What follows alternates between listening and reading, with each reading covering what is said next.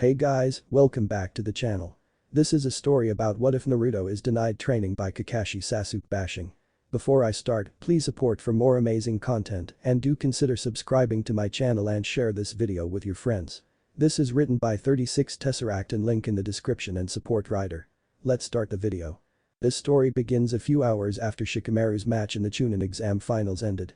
While the audience waits for Kakashi and Sasuke to arrive.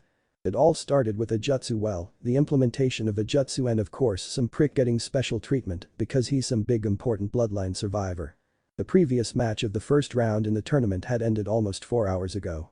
Since then, everybody had been put on hold for the precious Uchiha. The blonde shinobi ground his teeth as he watched the spectators slowly thinning. Enough was enough.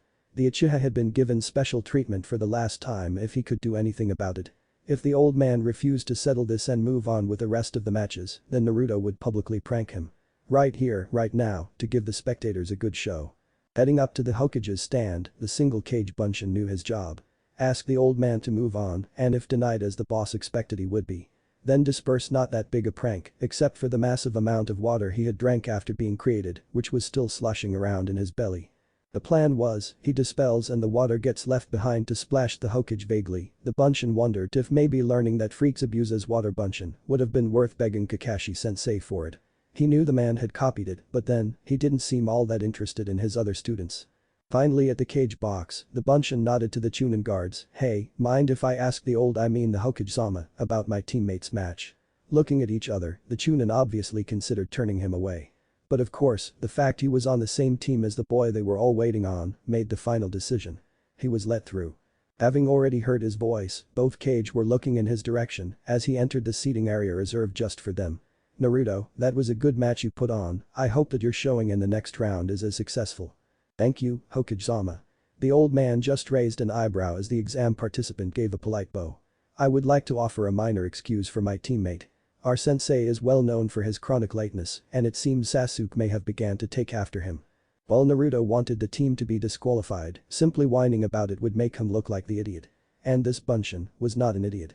Well, not as big of one as his original was anyway. He was well aware of how important it was to act correctly in front of the other cage. That was part of the reason his prank would be so successful. If he had any chance at this, he had to place the old man in a position where he, and this village by relation, would be embarrassed by the Uchiha's behavior. "I won't apologize for it, it's not my place to do so. But that's how it is, and I firmly believe that our sensei will not concern himself with the issue unless an example is made. I understand many people have come out to see this fight more than any of the rest of the matches, but punctuality is vital for a shinobi, and if sensei has passed his habits to my teammate, who already suffers from an inflated ego, then our team will never advance as a whole." The Hokage was quite surprised to say the least. Not only was Naruto displaying manners he'd not possessed to the Hokage's knowledge, he had also used a logic that, while minorly petty, was irrefutable. And, he correctly used the word punctuality. That was a larger surprise than the rest of it. Altogether though, the cage felt he had little choice. This matter being proposed as it was, Sarutobi would lose face if he didn't take action to discipline the Uchiha. Not that he hadn't already considered it. "Very well," the cage gestured to the guard at the entrance of their seating booth, "Chunin, have the proctor announce that if Sasuke isn't here in the next 5 minutes his match is forfeit." The Chunin guard bowed and began to leave and inform the proctor that even if he is here before then, he has still lost consideration for promotion. This match will only be to evaluate his opponent. "Hi, it shall be as you command, Hokage-sama," and with that, the Chunin vanished in a blur of motion, appearing in the arena next to the proctor. It worked. The Bunshin could barely contain his surprise. The old man had caved almost immediately. And, he didn't even have to prank his adoptive grandfather. The excited chakra construct now only needed to head back and let the boss know. Making a bow, he began his exit. Then, the Kazekage spoke up. His voice was eerily familiar. "Hokage don't know, if perhaps the Uchiha is disqualified, then maybe we could pit him against Madara once he has won the last of the matches." Okay, so the Bunshin never claimed his boss was that smart and he probably shouldn't have been so insulted by that comment. Things might have turned out different if the orange-clad copy had just swallowed his pride and continued to leave. But he was still slightly unnerved by the voice and furthermore, the creep had just counted out all of his friends as well as the boss. "Forgive me, Kazekage-sama, I wouldn't wish to contradict you. However, you shouldn't underestimate the boss so easily, he's completely recovered from his match and I think Gaara might have a harder time against him than you're expecting." The boss. The Hokage's eyebrow raised slightly and the Kazekage's eyes widened sharply. Oops. He had slipped. The jig was up. He was a clone and he had just given that fact away. Your genin would send a simple clone to discuss such issues with you? The masked Kage chuckled. Smooth as ever, the old man had an answer. Of course, he certainly would, he is an expert at the jutsu, as he displayed earlier. The Hokage gave a grin. I have it on good authority that the boy's clones can last longer than even one of my own. In fact, the one time he attempted to test the sheer number of Kage Bunshin he could create, his sensei lost count at 300 square meters of forest covered. That silenced the Kazekage. And it helped that it was even true. The Bunshin recalled his time in the forest with Iruka and Mizuki. There had been way more clones back then than he'd ever made since, and that had only been moments after he'd gotten it right for the very first time.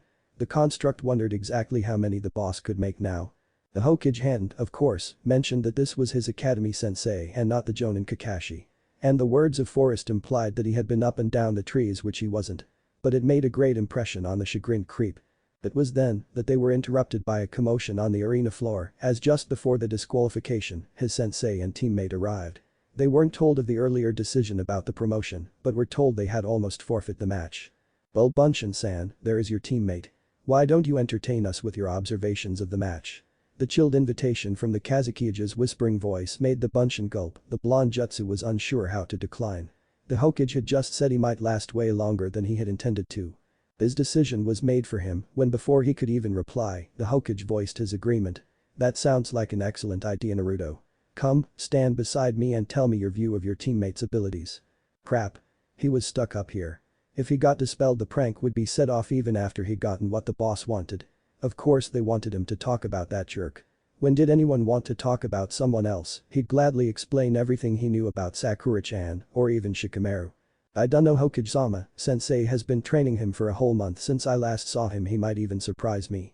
The masked Kage leaned forward, his voice giving the clone a slimy feeling with the amused tone highlighting it. Oh, a whole month since you saw him. The Uchiha boy must have gotten much stronger since then, receiving personal instruction for all that time.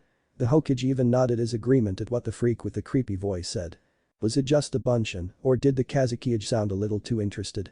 Turning back to the shadow clone, the old man displayed one of the reasons the boss liked him so much.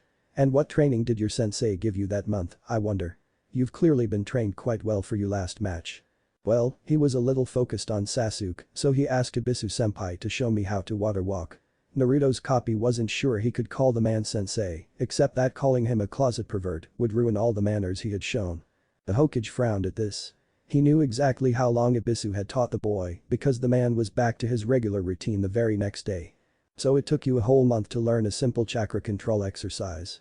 The Kazekage sounded bewildered, obviously doubting his earlier boasts. But the Bunshin was quick to reply, to maintain his dignity, that it only took 2 to 3 hours. Which only a second or so after he had replied, the idiot realized may have been a mistake because it prompted the Kazekage to again ask about his training that month. Naruto's clone knew he couldn't mention the Kyuubi, not to this creep. Besides, wasn't it like some big huge target on his back if he did? Of course, telling them he spent the entire time watching an old pervert peep at the hot springs was out of the question too. The Bunshin had no choice and quickly lied. Well, after that, I kinda didn't have anything else to work on, so I just trained on my chakra control. Reaching his hand behind him to rub the back of his head, the Bunshin gave a nervous laugh. It was true. Sort of, he was learning to control that other chakra Iro-san taught him to access. The Hokage was slightly shocked. He had known that Jiraiya had taught the boy to use the toad summons, but surely that wasn't the only other thing he'd learned. Naruto's performance in the arena displayed much more growth since his bout in the preliminaries. Well, that is certainly a surprise, began the veiled Kage. One would think you'd be able to ask for more instruction. Perhaps, if you earn your promotion today, you could request an apprenticeship. The Kazekage leaned in towards the genin once more. Find a sensei who'll truly value your abilities. It happens commonly enough. You might convince a jonin to take you under their wing and use that great potential you have pouring out of you. Kuzo? That guy was freaking him out. The Uzumaki Jutsu was certain he knew that voice from somewhere. But where? Who had he met recently that was as weird as this guy? You might give the Mitarashi girl a try. I hear she's single as in doesn't have a genin team. The clone saw the look of amusement on the two elders when he reacted to the memory of the crazy snake lady. Yeah, she kind of fit with the creepy factor, but that wasn't her voice. Of course, if I were you, the Kazekage continued, I'd be on the lookout for your Hokage's own student. The one who trained the Yondaime. If he could teach you, then a boy of your talents would be a shoe-in for the Godame. At this the Hokage interrupted them. Yes, one could only imagine the things he could have done with such an expertise in the Bunshin arts. But I'm afraid we are missing the important match we've been waiting for. Down in the arena, Sasuke's kunai had been deflected by the sand and he was now running towards the retreat, vanishing from the Bunshin sight and reappearing the same way Lee had in the preliminaries.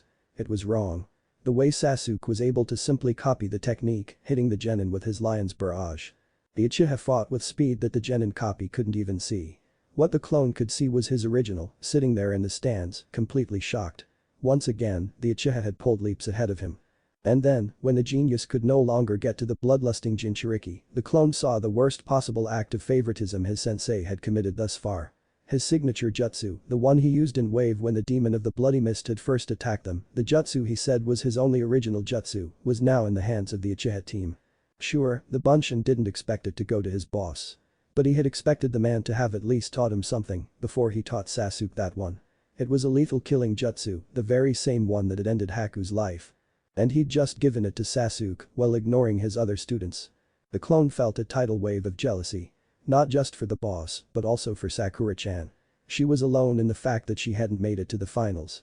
Now the clone wondered if their sensei even saw her when he left, or had she just been spending this whole month at home or out with friends. The blood-curdling scream roused the clone from his inner turmoil. Sasuke's new jutsu landed and hurt Gaara. The wounded genin lashed out with an arm made of hyperdense sand, throwing the Uchiha across the arena to painfully hit the wall on the other side. As he came into existence, the new Bunshin was unsure of what had happened next. All he knew was the old man had demanded his predecessor make a new clone, and here he was. The older half of their chakra burst, having been flung bodily by the Hokage at the Kazekage. And with that, his once forgotten prank was issued to the robed figure, who was now soaking wet. Realizing his surroundings, the clone stepped between the two cage. They had moved to the roof of the next building that had been behind them. Fufu, with that laugh coming from the robes of the esteemed cage, the Bunshin now knew whose voice that sounded like. The Hokage was already moving to fight, his robes had vanished, and in their place was the armor of a seasoned warrior. Kazekage Dono, we need not resort to such measures, any disagree. Hey old man, he's not the Kazekage at all, there was no time in battle to act all respectful and shit, that guy wasn't even the one he was putting on a show for. He's that snake freak genin that attacked Sasuke in the forest. The third flinched. That the Genino, the Bunshin of a genin, had realized this before him. How long had the boy known? How many of those strange attempts at manners had been meant to tell him? The Sandaime reflected. The boy is right, sensei, that voice, Hiruzen was much too aware of just what was coming now. I really should confess, when I put the 5-element seal on you boy, I never thought you would be able to overcome the unbalance it caused. The Hokage sucked back a gasp at the implications. The progress Naruto displayed while training completely on his own was in spite of his chakra being unbalanced. The fake Kazekage continued to giggle as he tossed his robes aside. Yet you still managed to improve, even though your chakra was actively being disrupted. I am impressed. It makes me wonder if perhaps my choice in Sasuke-kun was premature. Again, someone chose Sasuke team over him. What a fucking surprise. Thinking back, the Bunshin could only guess that the seal the snake freak mentioned was what beat him in the forest. Wait, didn't the pervert do something to make his chakra relax? Was he fixing that? But the growl, the Sandaime pulled the chakra construct behind him. Orochimaru, whatever your intentions towards the boy, you will not see them fulfilled. Today I correct the mistake I made when I let you leave. The original Naruto was not aware of his clone situation, not even aware that the clone was still there. He knew the prank had not been needed as a Chunin came from the cage booth to talk to the proctor. He just assumed the clone had gone somewhere safe to dispel. What he was aware of was that his teammate, the one he had been so jealous of only moments ago, had been caught. During the match, he had been slammed against the arena wall. That had to hurt, and that was when Shika had woken him from the Jinjutsu that covered everything. Quickly reaching Sasuke, the orange-clad genin tried to help him up. He regretted that. The Uchiha had almost hit him when he got close. And so the four of them followed the injured sand genin out into the forest. They were just about to attack when Sasuke fell, clutching at his neck. Of course, that just happened to be when Gaara turned to attack them back. And when his ego-ness was about to dodge the redeed sand claws, some freaky fire ink spread from his neck, around his face and down his arm. The great Uchiha genius fell right off the tree branch entirely, dropping like a sack of rice. Sakura-chan had tried to catch him, but the only result was that her arm had been broken by the sand claw as it knocked her out of the way and took hold the Uchiha. Challenging Gaara, the blonde Jinchuriki charged as much chakra as he could into his body. He was going to have to move fast. Then to his surprise, the claw holding Sasuke to the tree trunk split apart. leaving a grip on Sasuke while the arm retracted back to the sand-covered genin. Clasping his hands together, Naruto swore he would be the one to protect everybody. He would save them all. And so the genin created his army of clones, getting a gasp from the chick who had brought Gaara out here. The Tanuki boy demon thing then turned back to the Pinkat and laughed. When I have beaten you I will feed both of your precious teammates to mother right in front of you. The sand had completely covered the genin now, leaving only his feet sticking out. With a wave of his sand fist, he launched a sand missile at Naruto's free teammate. She wasn't fast enough to get out of the way. It broke through the clones who tried to shield her. And the impact knocked her out of her perch where she landed awkwardly on her ankle, crying out when her leg gave a snap. Attacking the sand Tanuki with all he had, the determined genin drew on another source of strength. Furious that Sakura-chan had been hurt and terrified that the Tsunade demon was targeting her. The clone couldn't believe it. He was fighting in a battle royal between the third and his evil student Orochimaru, plus 2 other Hokage. He had almost immediately been shoved aside to remain intact, but feeling his original pull on the Kyuubi's chakra helped make up his mind, the boss was out there fighting, he should be fighting too. While he was being completely ignored by all parties in the battle he was safe. However, he wanted to help the old man, so he picked up the nearest piece of rubble and threw it at the evil Sannin. The Hokage barked a laugh as the shingle beamed the man's head while he was monologuing. The serpentine shinobi hadn't even realized a ceramic projectile had been thrown until it hit him. Well, that's what you get for ignoring a clone of the next Hokage, isn't it? The cage quickly pulled him out of the area before it erupted into a churning pit of dust. Once they had a lead away from the others, the elder shinobi quickly showed him a few hand signs and told him that the new jutsu would multiply anything he threw. Well, it was possible and more effective to only use one seal for the jutsu. The professor of ninjutsu had intentionally given the clone the full set of seals. This way the construct wouldn't need to try it more than a couple times to perform the jutsu with adequate results. He gave a demonstration of the jutsu by sending a single kunai the reanimated second Hokage, and with the jutsu it became dozens. It'll copy anything I throw. The clone didn't have any kunai with him, so he would need to throw junk from the battle. Yes, Naruto, anything. Now I don't know how much chakra you have left, but try to keep at least one of them distracted from me would you? Hi, the Bunshin used the jutsu, slowly pulling trace amounts of the fox's chakra into him as he did so. One roof tile became 10 solid chunks of twisted ceramic, a chunk of stone from the broken roof became a dozen equally deformed chunks of rock. This new jutsu was almost exactly like his full clone jutsu, while it required less chakra, it also only needed to be solid to work, so the details were not as taxing as his shadow clone. Still, the Bunshin didn't start using real shinobi tools until he had tried the jutsu numerous times, and once he had it down, the kunai he managed to swipe from the battle became a volley of blades sent at the Sannin. His first attempts had done little to affect the Nukenin, but when he began to send sharp tools, it finally got his attention. The snake bastard finally noticed him. So when the Sannin caught one of his kunai, the Bunshin used all the fox chakra he had gathered to create 8 more of himself before the pale man killed him with a flick of his wrist. Luckily the others had bolted the moment of their creation. The Bunshin were alive, they had been created to bombard the living Sannin as the Hokage found a way to beat the other 2 Hokage. Each of them took a distant position around the battle so all of them wouldn't be killed off by any hit that could beat one of them. As long as they were spread out, they could keep replenishing their number. So the clones fought. At least 4 of them at any time were targeting the Sannin. 1 or 2 of them would always cast some projectiles into the old man's fight. As the fight went on, one of their number had finally saved up enough fox chakra to make a new clone, who then attempted to break out. It didn't work. The wall seemed to be made of purple fire. Luckily, the old man looked like he was winning. He had beaten them back twice now. But the dead shinobi reformed from the dust and came at him again. Each time they did, the old man had to abandon the jutsu he was trying to do. Soon the third Hokage had them both reforming, and the old man went for a different jutsu. Quickly signing the hand seals that the clone knew so well, giving the blonde construct an idea.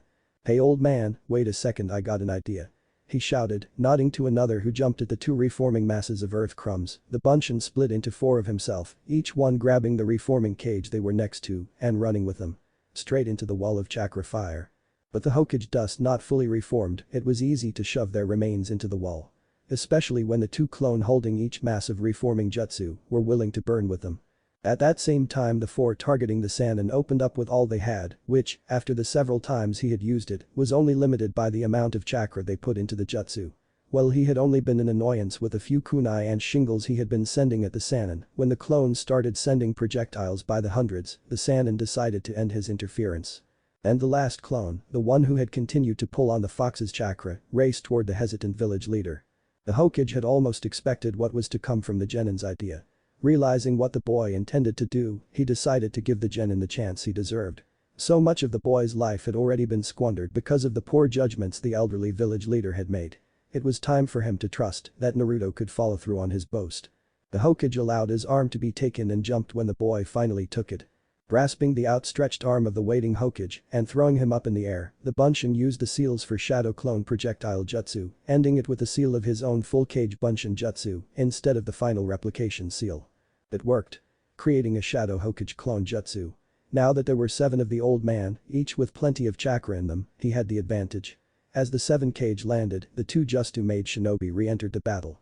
The Sannin had easily taken out the other Bunshin without the man sensei to keep his attention off of them.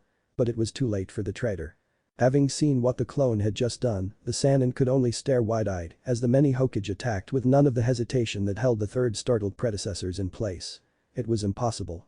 Was this what his sensei had meant when he said the boy was a genius with the clone jutsu? He spared a single look at the remaining clone and sent his silent message of all his thoughts and memories out to his hidden contingency. There was little possibility this body would escape alive. The one remaining shadow clone who had performed the impossible jutsu watched as the man who had taken care of the boss all of his life used some jutsu to rip the chakra out of the 2 jutsu cage. And then again, out of the snake Sannin. With the battle over, the old man fell to his knees. The massive purple wall of fire around them collapsed and the several ninja who had seen the battle gathered to help, rushing towards the fading Hokage to provide what medical aid they could. The 6 Hokage clones, seeing the end of the battle, burst. In the end, there was nothing to be done. The gathered Irionen could only bear witness. But the knowledge that he had so much to make up to the boy who had fought beside him and that his time would soon pass as his jutsu ended and his soul was devoured. The Hokage considered the sheer audacity of the jutsu the boy had just used. Naruto was going to become a great shinobi as long as this old man ensured nothing held the boy back any longer. Reaching out and grabbing the arm of the nearest medic nin, the Hokage sucked in his breath for his last and final words. As my last act as Hokage, I grant Naruto Uzumaki a battlefield promotion to Chunin and declare that his heritage and all his parents' assets are to be released to him. He is to be apprenticed officially to Jiraiya. The old man stopped, gasping for breath. It seemed he knew he couldn't get any more out and in a harsh voice, he ended his life with the words, "So I decree." Toppling forward, the elder shinobi died with a smile on his face. The clone couldn't believe it, his parents, he was going to know who they were. And then he realized what else had just happened. The old man was dead. Then, the sole remaining clone felt it. Pain. The boss had been hurt. The fox's chakra, which had sustained him, was drawn out of the construct by the original, and he dispelled. Almost 80 years of information, of memories, of life, bombarded Naruto's mind when the 6 Andaime Bunshin burst. The pain it caused brought the genin to his knees within the sand of the beast he climbed. It was then that the first truly agonizing wound of many to be dealt that day was inflicted upon him. The sickening crunch of his legs being crushed echoed through the trees as his cry of pain overshadowed it. The blood pouring from his ears left him deaf to the sounds of his screams while he began choking on the blood from his nose. His head felt like it would explode. This pain was beyond what he had ever felt. Added to it was the screaming in his legs. One thing made it through the haze of pain: save her. Sakura-chan was hurt and in danger. He had to save her. Reaching his hands out towards the sleeping vessel, Naruto grasped his sash. Sand swirling from around the boy wrapped over the leaf nin's arms, almost covering them completely to the shoulder, while his shredded legs were suddenly yanked inwards. Pulling him from the redeed hangout of the demon's face. When the blonde leaf vessel's grip wasn't broken, the sand tightened, crushing his arms and covering the genin in even more of his own blood.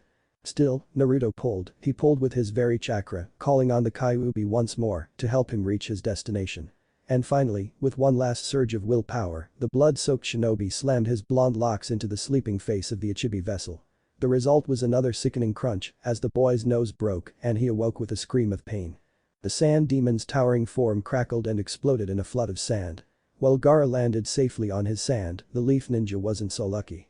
The burst of sand had blasted his upper body out while still holding the remains of his legs deeper in its layers, causing him to flip over end when he finally was released a fraction of a second later.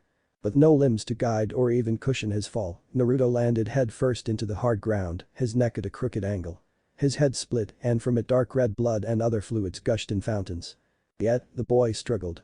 The rest of his body finally falling to the ground, leaving the genin face down. Slowly the bloody blonde head turned upwards.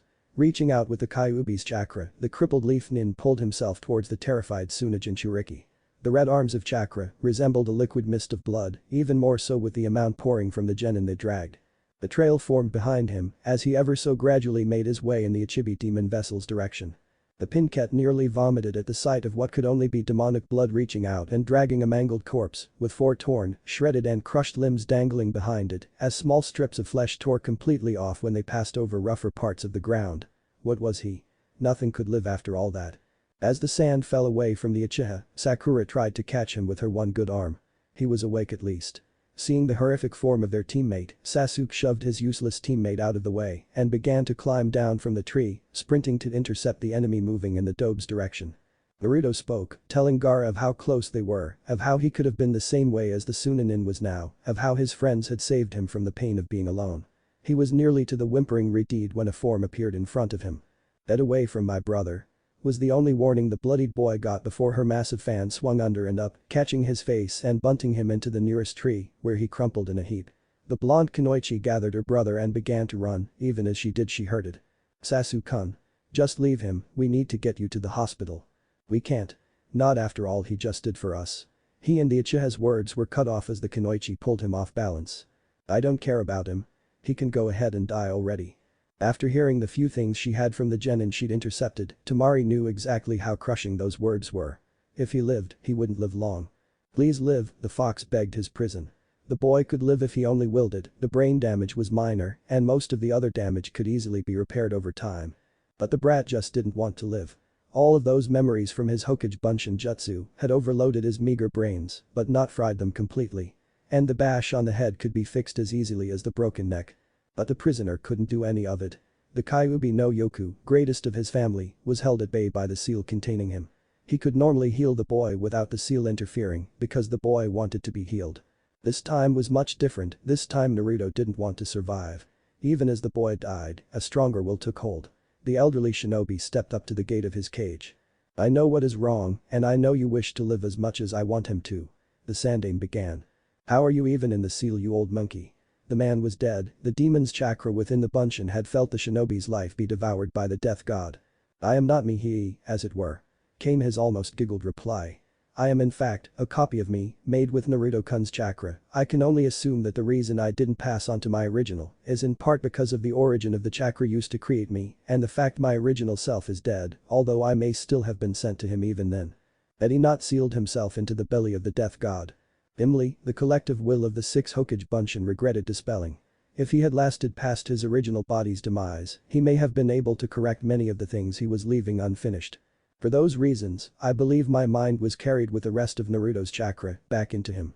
As to why I am still self-aware and not simply a group of memories, it may be that his mind has suffered such a trauma that it isn't capable of absorbing me as of yet. In truth, the Hokages will knew that his time was limited and while he could, he wanted to improve the boy's chances, so he had already begun sorting his own memories. A quick experiment with the Uchiha disaster had already proven to him that he was capable of erasing the memories he was formed out of. "We need to act quickly. So long as I will it, your chakra can be moved from the seal, just as if it were Naruto willing it. But, I doubt very much that I will remain after the damage is repaired. So our first priority is to erase all traces of his desire to die. Then, once his will to live is restored, it will be up to you to repair his physical body. During that time, I must ensure, with the remaining moments of my awareness, that he is not burdened by the worst of my nightmares." And so, the 3rd Hokage and the 9-tailed demon fox worked hand in hand. And our hero was reborn. Note. Course of diversion from canon. Naruto gets the Hokage to disqualify Sasuke if he's not there. Kakashi brings him there just in time earlier than in canon. Sasuke hadn't saved up that extra hour's worth of chakra for him to make the Chidori a second time. When he used it, his hand was stuck in the sand, and unlike in canon, he couldn't use it again to escape, he was thrown into the wall. His resulting pain caused the curse seal to spread faster. Trying to fight the further spread seal as he did in canon made Sasuke fall off the tree branch. Because he was falling, Sasuke was caught in Gaara's claws instead of Sakura. Gaara targeted Sakura to make Naruto angry. Naruto received the memories from his clones, causing major brain damage.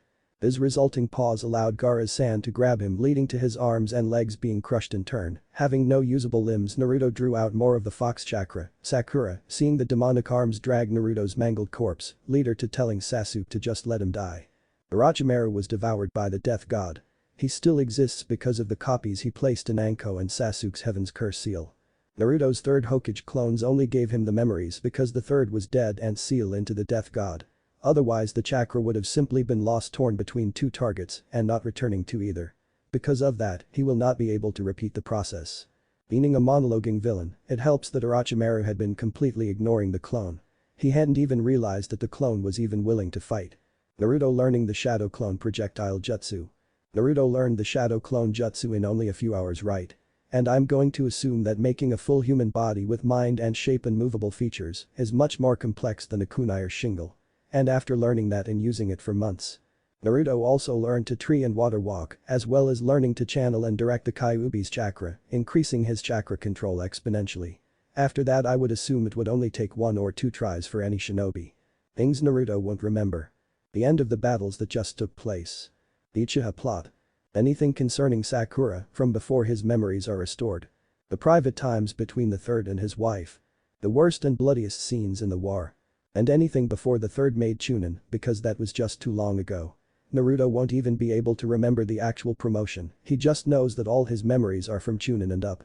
It will be a few chapters before I reach the part where Tenten's ulterior motive challenge comes in. Most items in all my Naruto fanfictions will be based off of T8. Retroversion's timeline. Many of these details will be universal across them all. Naruto has lost all his memories and will recover them and start the actual challenge when he meets Tsunade in the next chapter or 2. The day was a sad day. The entire village mourned. Their Hokage, the third face on the mountain, had died. And today, they held a service for him alone. Tomorrow would be full of services for the other shinobi who had been lost. But today was meant for him. Naruto was unlike the other shinobi who were out there mourning. He didn't feel sad, he wasn't upset. He didn't miss the man. In fact, Naruto had no idea who the Sandaime even was. Actually, he only knew his own name because someone had told him. The boy was so worried about him. He had actually stayed in his room with him before he woke up. The Nohamaru claimed to be his little brother. And when Naruto had no idea who the kid was, the poor child was heartbroken. The nurse who had been there when he woke up immediately called their uncle in to take his brother somewhere else. Naruto didn't recognize the man either. There was a faint glimmer of pity in his face, but mostly he was mourning like the rest of them. Naruto was left there most of the day, not receiving any visitors that he could remember. The empty-minded child could only lay in his bed and wonder about his arms and legs. What had happened to put them in such thick casts? In fact, he was completely strung up like a puppet. He could even feel something on his head and face. He was sure that someone would have told him about it already. But for the life of him, he couldn't remember anyone saying anything about what happened to him. Later that evening another person arrived. He was worried, Naruto could tell. And he was also trying to hide it. "Oh, I heard that you don't remember anything. I just wanted to tell you who I am and that you're not alone." The boy sat on his bed and looked out the window, deliberately facing away from him. "My name is Sasuke and we are best friends. We are each other's only friends. We became friends because we both lost our parents. Yours were killed in the Kyuubi attack a few hours after you were born and mine were killed by a plague that hit my clan." He could tell his friend was holding something back. Something to do with the plague. Not knowing how to respond, he introduced himself. "I'm Naruto, it's nice to meet you." They sat and Sasuke explained to him a few things about their life. He was a shinobi. Up until when he was injured, he had been a genin. Now though, he was supposed to be a chunin. Except that he had been hurt in his last mission. He was on Team 7 which consisted of 4 members, him, Sasuke, another person, and their sensei, Kakashi. They had been on several missions together. And their biggest one had been when they rescued an entire village from the clutches of a merciless tyrant. The evil midget had hired legendary missing shinobi to kill off the man who was leading the village in a rebellion. And they had been hired to protect him. They talked for a while about the mission and about the other members of the team, and soon they even began talking about what they were doing before he was hurt. They were in an exam, meant to test genin to see if they were ready for a promotion. Naruto and another genin had been the only ones promoted. The other genin was Shikamaru. A lazy teen boy from the Naru clan. Sasuke made a point to explain in depth how Naruto had been furious when Hinata was insulted. How he vowed to avenge her loss in the preliminaries and how, as the Uchiha was told, he had thrashed Neji when they fought because of the beating he had given the girl. It was clearly a sign that they had feelings for one another. And secretly, Sasuke hoped this would help him to move on past the pincat who had so casually thrown his life away. But in the middle of the final matches, one of the other villages attacked. According to Sasuke, Naruto had managed to use a jutsu that let him be in 2 places at once. He had fought not only the host of the demon raccoon that had captured Sasuke, but also alongside the Sandaime, Naruto had faced the Kazekage, 2 zombie Hokage, and the rogue shinobi Sannin, Orochimaru. And he had been the one to beat all of them. Even when the Hokage had to leave the battle to perform a sealing jutsu, Naruto had been the one to fight and hold off the 4 Kage level shinobi by himself and single-handedly beat the demon raccoon into submission. Everyone was so excited about his battles that they had pushed his promotion through even with his injuries. Sasuke had told them everything about his fight with the demon raccoon. About how he had been able to go toe-to-toe with it when it was smaller, about how he had made over 1,000 shadow clones at least. How he had summoned the boss toad Gamabunta, the very same toad who fought the Kyuubi with the 4th Hokage. How he had somehow transformed the giant toad into the demon fox so they could fight evenly with the fully released raccoon.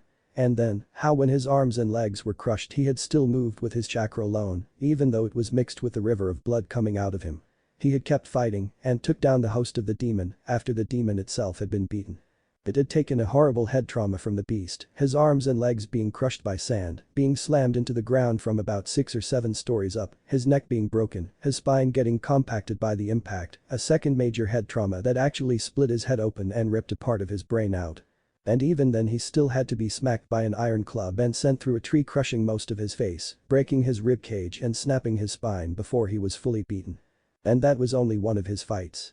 Sasuke hadn't been there for the other one, but he had heard about it. There had been many witnesses who had been able to hear that his chakra had been actively disrupted by a jutsu for the whole month he had been training, and so he had done all that, even with his chakra control messed up. Their sensei was shocked. He had been completely caught off guard by Naruto's battles. And when he heard the full accounting of them he had actually had to sit down to take it all in.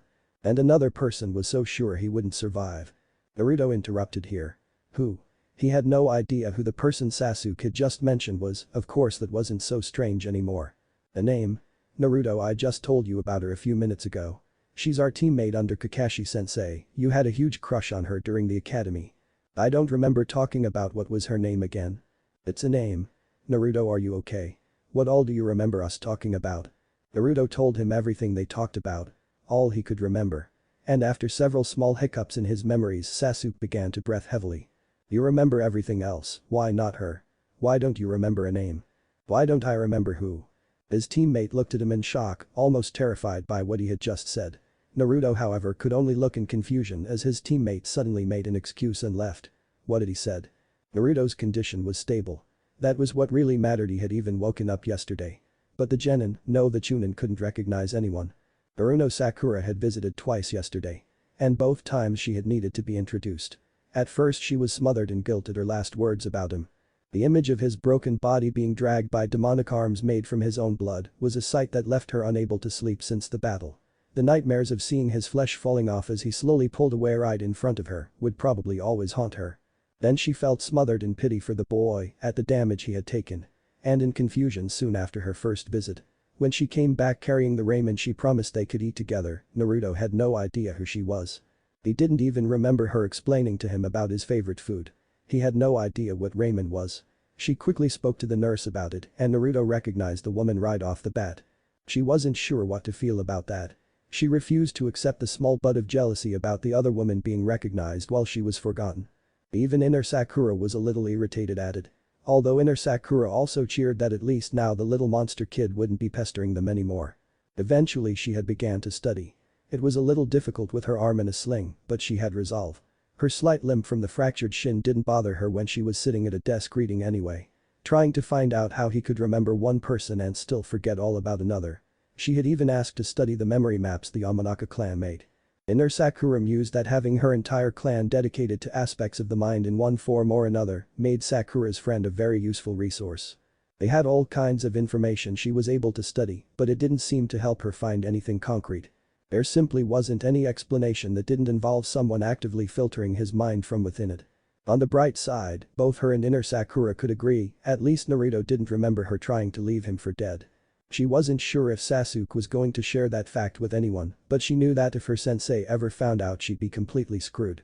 With all of his speeches about never abandoning your comrades he had given, the fact that she had been attempting to do just that would infuriate him. Sasuke sat on the edge of the bridge where Team 7 would often meet up for missions. His legs hung over the side. He leaned his back against the rail. The Uchiha was alone in his thoughts as he waited for his mind to accept what had happened to his best friend. What Naruto had been willing to go through to save him and Sakura. How far Naruto had come since their entry into the exam. And farther still, since they graduated and became a team. Naruto continued to improve and grow. He had somehow learned an A-rank cloning jutsu. Which Sasuke had learned required more chakra than the Uchiha could currently produce. The dobe had matched him step for step when learning the tree climbing skill. The idiot had even beaten their opponent on the bridge, while Sasuke couldn't touch the kid even with his Sharingan unlocked. At each turn in their training Naruto had slowly pulled forward while he had stagnated. And then the Chunin exams came. Sasuke had been shocked to learn how Naruto had fared, but his true enlightenment came when he learned that Naruto's chakra had been disrupted the entire time. That was the seal that Orochimaru had placed on his teammate in the forest. Sasuke had seen him place it right on the genin's navel. And when the village elders asked him about it, he had been able to confirm that the snake Sannin had indeed put a seal on Naruto. And then he was asked a question that made him sick. Why hadn't he mentioned it before? He assumed that they would find it when they gave Naruto his medical at the end of the preliminary matches. His own seal had been identified immediately by their sensei. Not that he was the only one who had seen it happen. But Sasuke was less confident in his other teammates' concern for Naruto these days. After he was released from the debriefing, Sasuke asked around and found out that Naruto hadn't even gone for a checkup after the preliminaries were over. In fact, they had no records of him at all. It's not like he could have forgotten it, could he? Who forgets having such a huge seal put on them? But Naruto was never checked out. And because he hadn't said anything, Naruto had been handicapped by the seal. And still, he had trained with the seal disrupting his chakra for a month. Naruto had managed to beat Neji, even with his chakra the disruption. He had not just lasted against him, but had won an undisputed victory against the Hyuga genius. And more, Naruto had beaten the Uchiha's own opponent, Gaara. Going so far as to summon a boss-level toad to fight the Ichibi demon inside the retreat. In only a month, the orange-clad genin had passed Sasuke at almost every point, earning his promotion hands down. And he had done it with his chakra disrupted. According to the Jonin who had been stationed next to the Hokage, the only thing Naruto was taught over the month a simple chakra control exercise, water walking. A more advanced form of the same skill that allowed him to run up a wall in the arena. It wouldn't have accounted for the sheer growth that Naruto had shown fighting against Gaara. How had the dobe climbed so much higher on a single chakra control exercise? Sasuke was almost willing to flat out ask the boy, but he wouldn't be able to help. He had lost his memories. He had forgotten everyone he knew, forgotten the village, his past, the Hokage, and even his crush on her. That was only the mental damage he had suffered. The image of the torn and bloody genin dragging himself by his blood-soaked chakra was burned forever in the Uchiha's mind. Naruto had done that, gone through that to save Sasuke, to save her. Naruto had forced himself to fight at a level of damage that Sasuke couldn't even think of without hurting. For them. He had been willing to die to save them, to free Sasuke from the grip of the crushing sand that held him to the tree. No one had ever gone that far for him. The genin was drowning in guilt at the damage his teammate had taken. And to the Avengers' own dismay, he also felt joy. Naruto really cared. It wasn't some rivalry thing or even simply doing his duty. No, to go that far for someone meant love. No matter how Sasuke chose to deny it or ignore it, Naruto had become his closest, most precious person. Even before the exam they had gotten closer. But now Sasuke hadn't felt like this since his brother was a good person. Naruto was almost like having a brand new brother. A little brother, of course. And he wasn't sure how to accept that. The Uchiha was conflicted. On the one hand, Sakura had done everything she could to convince him to leave Naruto behind. She wasn't worth the training they were giving her. And Sasuke knew his sensei would want to know that she couldn't be trusted with Naruto's life. On the other hand, Naruto didn't remember her, and this could be a chance to make things work out better than before. There was a fresh start and she could earn their trust. If Naruto found out now, then it could sour that fresh start and prevent any true teamwork from being rebuilt. Yet, Naruto wasn't able to remember anything concerning her. Even things said in the same conversation as her name was forgotten. But what if he did remember? There was still no telling if he would remember that part, and if he remembered her and found out what she had tried to do. His teammate would be devastated. "Yo, I thought I'd find you here." It was his sensei. The Jonin was suddenly just sitting there, on top of the railing Sasuke's back leaned against. His legs kicking like a child's, his hands holding the rail to either side of him to keep him balanced, no perverse book in sight. Completely nonchalant and relaxed. HN. He had nothing to say to the man. He had seen the seal on the Uchiha, but not the one on his other students. Sure, Sasuke understood why he was given the extra training. His opponent was a homicidal psychopathic demon container from another village. The worst Naruto's opponent would have done would be to lock his chakra and mocked him. No one even thought it possible for the dobe to last against, much less match the Hyuga genius. and it was a complete impossibility for him to have even the slightest chance at winning. So any other opponent being a threat to him was out of the question. However, a cursed seal was another issue. How could the man simply leave the thing on his own student? Unless he hadn't noticed it. The seal on Naruto wasn't like the one on him. And Naruto really should have gone for a checkup. Naruto is going to be fine, Sasuke. The Jonin interrupted his brooding student's thoughts. Even if he doesn't remember some things, eventually the rest will come back to him. And if not, well, he isn't going to let something as small as forgetting a few memories to hold him back from his ambition, is he? The masked Jonin lowered his head down to look at the boy. Making eye contact. Sensei, Naruto's arms and legs were crushed. Then, in a matter of days, the bones practically grew back. Now, he has no idea who he even is, and he is still forgetting things he learns about. I know it's his business, but I have to ask what is going on. The boy's arms still hung in their casts, but every time the medics checked on Naruto's condition, the bones were just a little more knit together. It would only be a few days before they were healed completely at the rate they were going. How could he have healed so quickly? Why does he keep forgetting everything about only a few select people? What is the big secret that everyone is hiding about him? And who the hell are his parents anyway? The Third's last orders were to release his heritage, so why haven't they? All of his budding questions flowed out of him, as if the release valve had been broken off. And the Uchiha himself didn't know why he had asked the last two. His heritage is going to be released to him, and him alone. Kakashi looked away from him and cast his eye to the morning sky. If he wants to tell everyone, that's up to him. But Sasuke, how would you feel if no one knew who you were or what you had been through? And then, just when everyone is beginning to accept and respect you for who you are, someone tells everyone that you're actually only the little brother of the infamous Itachi. Everything they respected you for would soon become a pathetic shadow of your brother's accomplishments. You already know how that feels, but for it to be pushed on you overnight is something entirely different.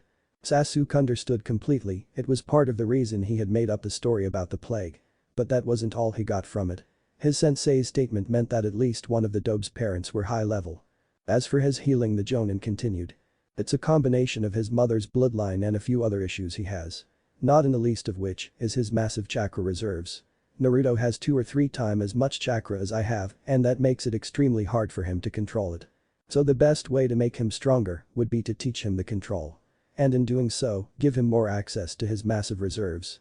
The way a shinobi channels chakra to their limbs in order to increase speed and strength is only limited to how fine your control is and how much chakra you can use. While medically a normal shinobi can only add so much before their body starts to be damaged, Naruto's naturally large reserves gives him far more room to channel his chakra into than the rest of us before that damage will occur. And even after that, his mother's bloodline allows him to recover from the damage which pushing too much chakra will cause anyway. That was much more information than Sasuke had expected. So the Dobe had a bloodline that allowed fast healing. And it was on his mother's side. Which meant she was probably the one he would be compared to. Or maybe it wasn't her as a person rather than the fact that he had a bloodline that they were hiding. Sasuke accepted this new information with about as much grace as he had greeted his sensei with. HN. Humming from the training grounds, Hada Kakashi silently entered the village hospital. He didn't bother to check in or anything, he didn't feel like wasting his time with some wallflower and scrubs. His talk with the Uchiha went quite well. He had explained Naruto's fast healing in a way that would make the boy drop his questions, and he had given a quite plausible explanation for the genin's rapid improvement. Now he only had to speak with his forgotten student. He had been informed shortly after the battle was over of all that Naruto had accomplished. Including the fact that the genin had the 5-element seal on top of the Yondame's 8-trigram seal. It had already been removed, of course. When the hospital staff asked Jiraiya to take a look at it when they found him in Naruto's room, he told them he had taken the seal off the moment he found out about it. They all just assumed that was why the man had been there to begin with. It wasn't as if the Jonin hadn't checked for a seal so much as he hadn't checked for one where he already knew he'd find one. Besides that, he was looking for something else entirely. And yet his sensei's son managed to overcome the issues it caused. Kakashi had known he was being unfair to Naruto. His plan had been for both of boys to lose to Neji. Naruto winning just wasn't possible. And Sasuke would have been drained by the Chidori in his match against Gaara. And without that, he would have been easily beaten by the older genin. It would have allowed him to survive his first match without wounding his pride by making him quit like a coward. Only to have him thoroughly defeated so that he didn't argue when he wasn't promoted. Many of the higher ranks had already stacked the matches up. And not one of the matches had gone as predicted. Naruto had won. The puppet wielder didn't participate and lose against the Abiram. Shikamaru forfeited his match instead of winning as Asuma had instructed him. The Sandaime had sent his Chunin to contact him an hour earlier than they had discussed. And the pre-planned encore of the Uchiha fight was interrupted. If not for the invasion, their entire lineup of second matches would have been a disaster. It was supposed to be Shino against Shikamaru, while Sasuke rested, and then Neji would outclass Sasuke and earn his promotion. Ending when Shikamaru would simply forfeit his match against a Hyuga and earn his promotion. But if things had gone on as they were, Shino facing Temari would have been another round of mind vs wind. And Naruto would have fought Sasuke. Kakashi could have easily deduced Sasuke's victory at the final match on the day of the tournament. His fire jutsu would have been an easy match for either Temari or Shino. However, now the Jonin knew that had things not been interrupted, his orange and hyper student would have been the eventual victor. The Uchiha wouldn't have been able to beat his teammate. And Naruto would have kept fighting long after the other two had been exhausted. Arriving at Naruto's usual room, the Jonin was surprised to find his student already awake. It was early morning, but the boy was happily playing a game of shogi with Nara Shikamaru. Someone that by all logic could never be awake at this hour. The lazy boy had his standard flak jacket on and another one hung on a chair. Instead of introducing himself to the amnesiac, the Jonin masked his presence and watched as they played. The Nara wasn't just there for a game. Naruto's one-time friend didn't even pay attention to the game. He was more focused on the blonde in the casts. The Nara would move Naruto's pieces as he was told and then tell Naruto things about the village. About the clans and all the shinobi ranks.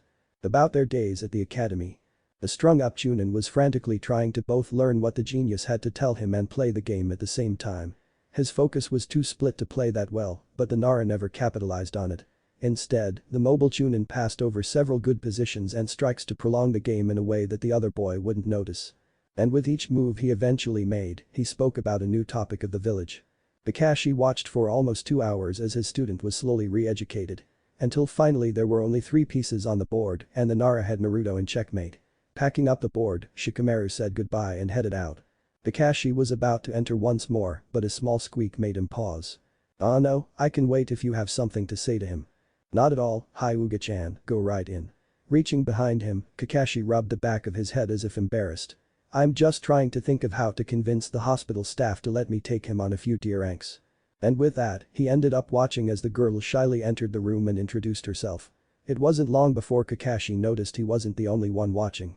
And slightly more concealed was the genjutsu that the Hyuga girl sensei was using. It seemed to be having the right effect. Hinata had almost passed out twice before the jutsu forced her to calm down enough that she could say what she had come to say. And then, the jutsu failed and the girl passed out anyway. The dense as a rock Chunin listened to every word she had said and asked what the difference between love and liking was because he thought he might feel the same way as she did. The genjutsu mistress promptly entered, introduced herself and took the unconscious girl out of the room. Kakashi wasn't sure why Kurenai had thought Naruto should hear about Hinata's feelings, however it was clear she had been crushed when she heard about his condition. From the look of her eyes she had been crying for days on end. Kakashi waited for a few minutes before he entered. Allowing the boy to breathe and get over his confusion. Sitting down, the Jonin introduced himself and was met with a description of himself from the Uchiha's eyes. Exactly what did that stuck-up little prick think he was doing, telling Naruto that Kakashi spent all morning masturbating instead of teaching them. His love of the Icha series was not about that. It was about making other people feel awkward. Correcting that issue and telling the hyper-blonde a few other things, the Jonin moved on to the blonde's question about love and explained exactly what it meant and how Hinata felt. He was careful not to mention the girl Naruto kept forgetting. He didn't want to explain this to Naruto again. And when he finished, his student was quiet. Thoughtful. It was clear he enjoyed the idea that a girl would value him so much that she thinks of him before anyone else. And it only took a little bit of smooth talking to subliminally suggest that Naruto may have felt that same way about her. Keeping his hints as subtle as he could, the Jonin carefully avoided anything that may tip the boy off to his little manipulation. If all went well, then should Naruto ever regain his memories, then he wouldn't be able to recognize what Kakashi had done. The dim genin would assume it was his own misunderstanding that led him to the wrong conclusion, and by that time, he should already be so in love with the girl that his memories of his feelings for his teammate couldn't change anything. The fact that Naruto already knew that Hinata was the girl he had fought the Hyuga genius to avenge did wonders to help him come to the desired conclusion even before Kakashi had explained love to him. Score that up to 2 points for the little Uchiha prick. With his own hints added on, the Jonin doubted very much that Naruto would miss out on his only real chance to find love.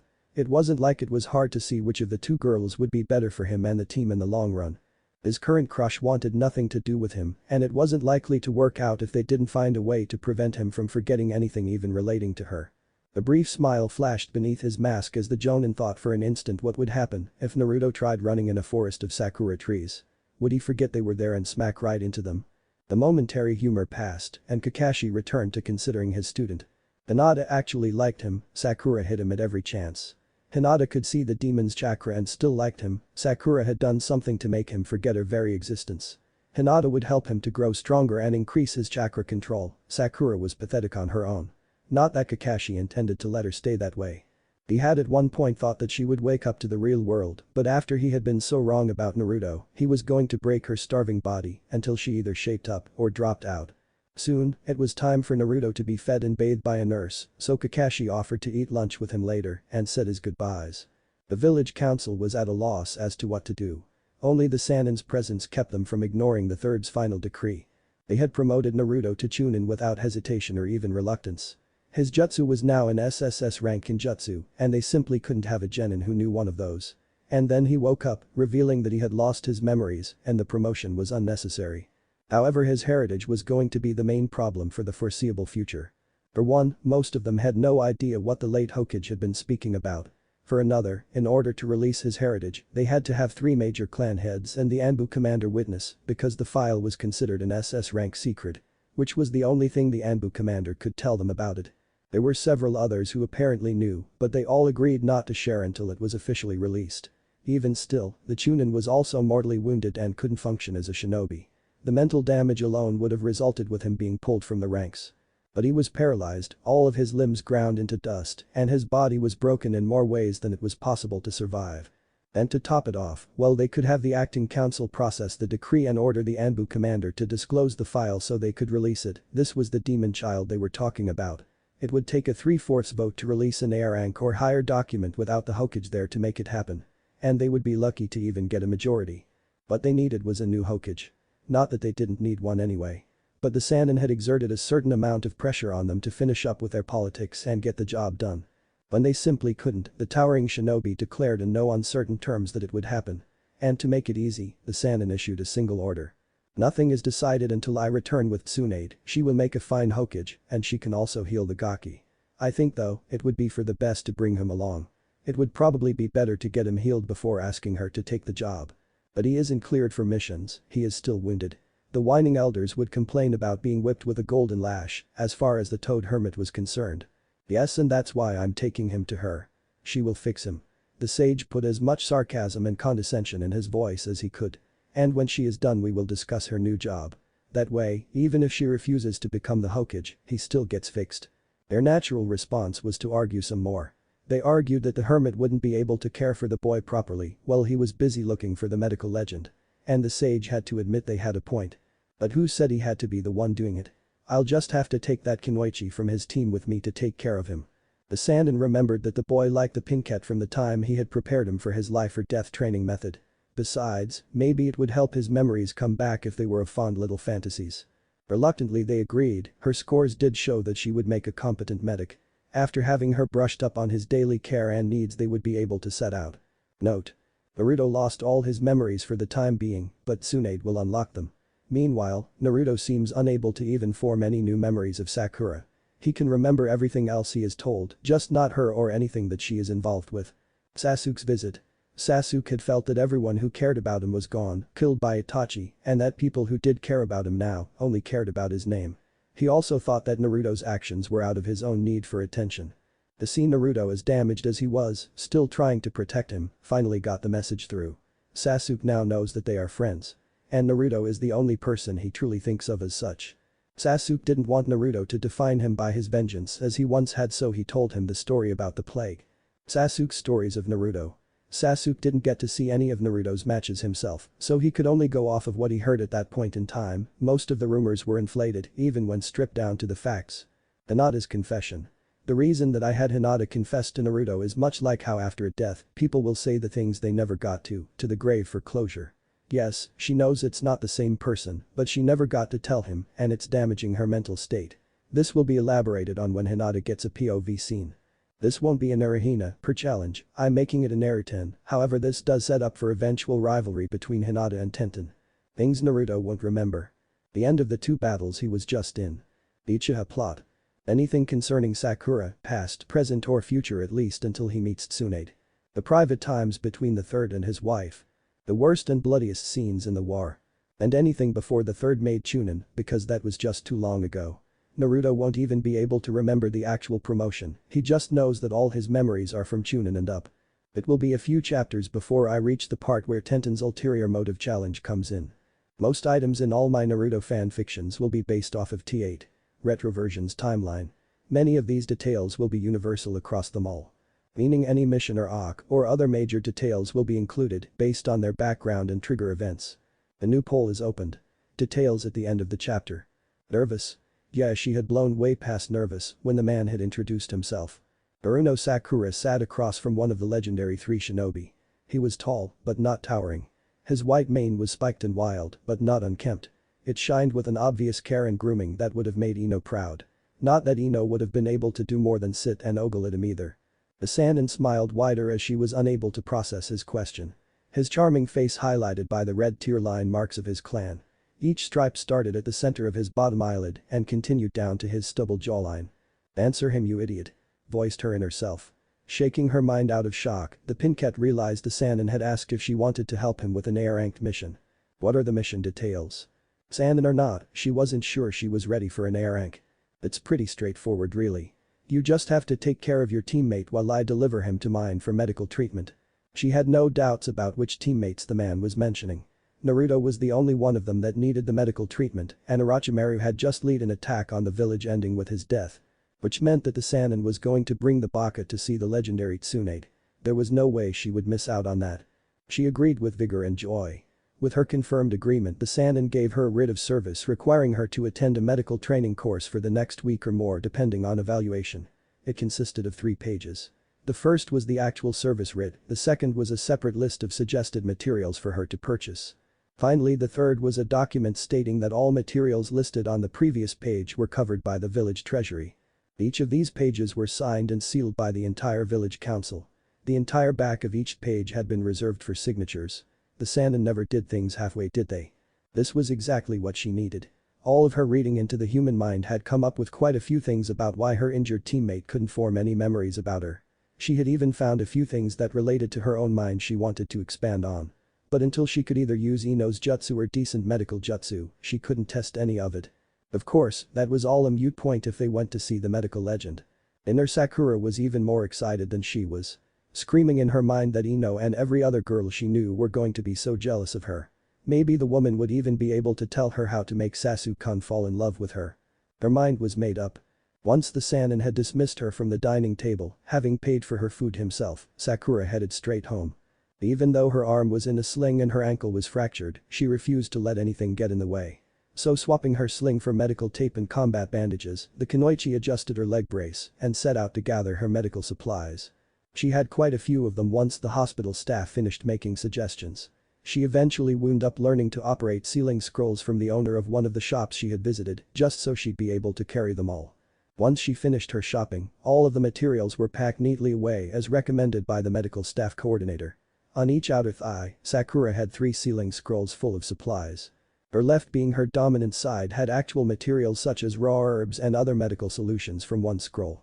A full field kit of any tool or implement she would ever be able to operate outside of the hospital in the next. And the third scroll stored the combat supplies, such as poisons, throwing needles and combustible solutions. Her right side was more of a storage depot.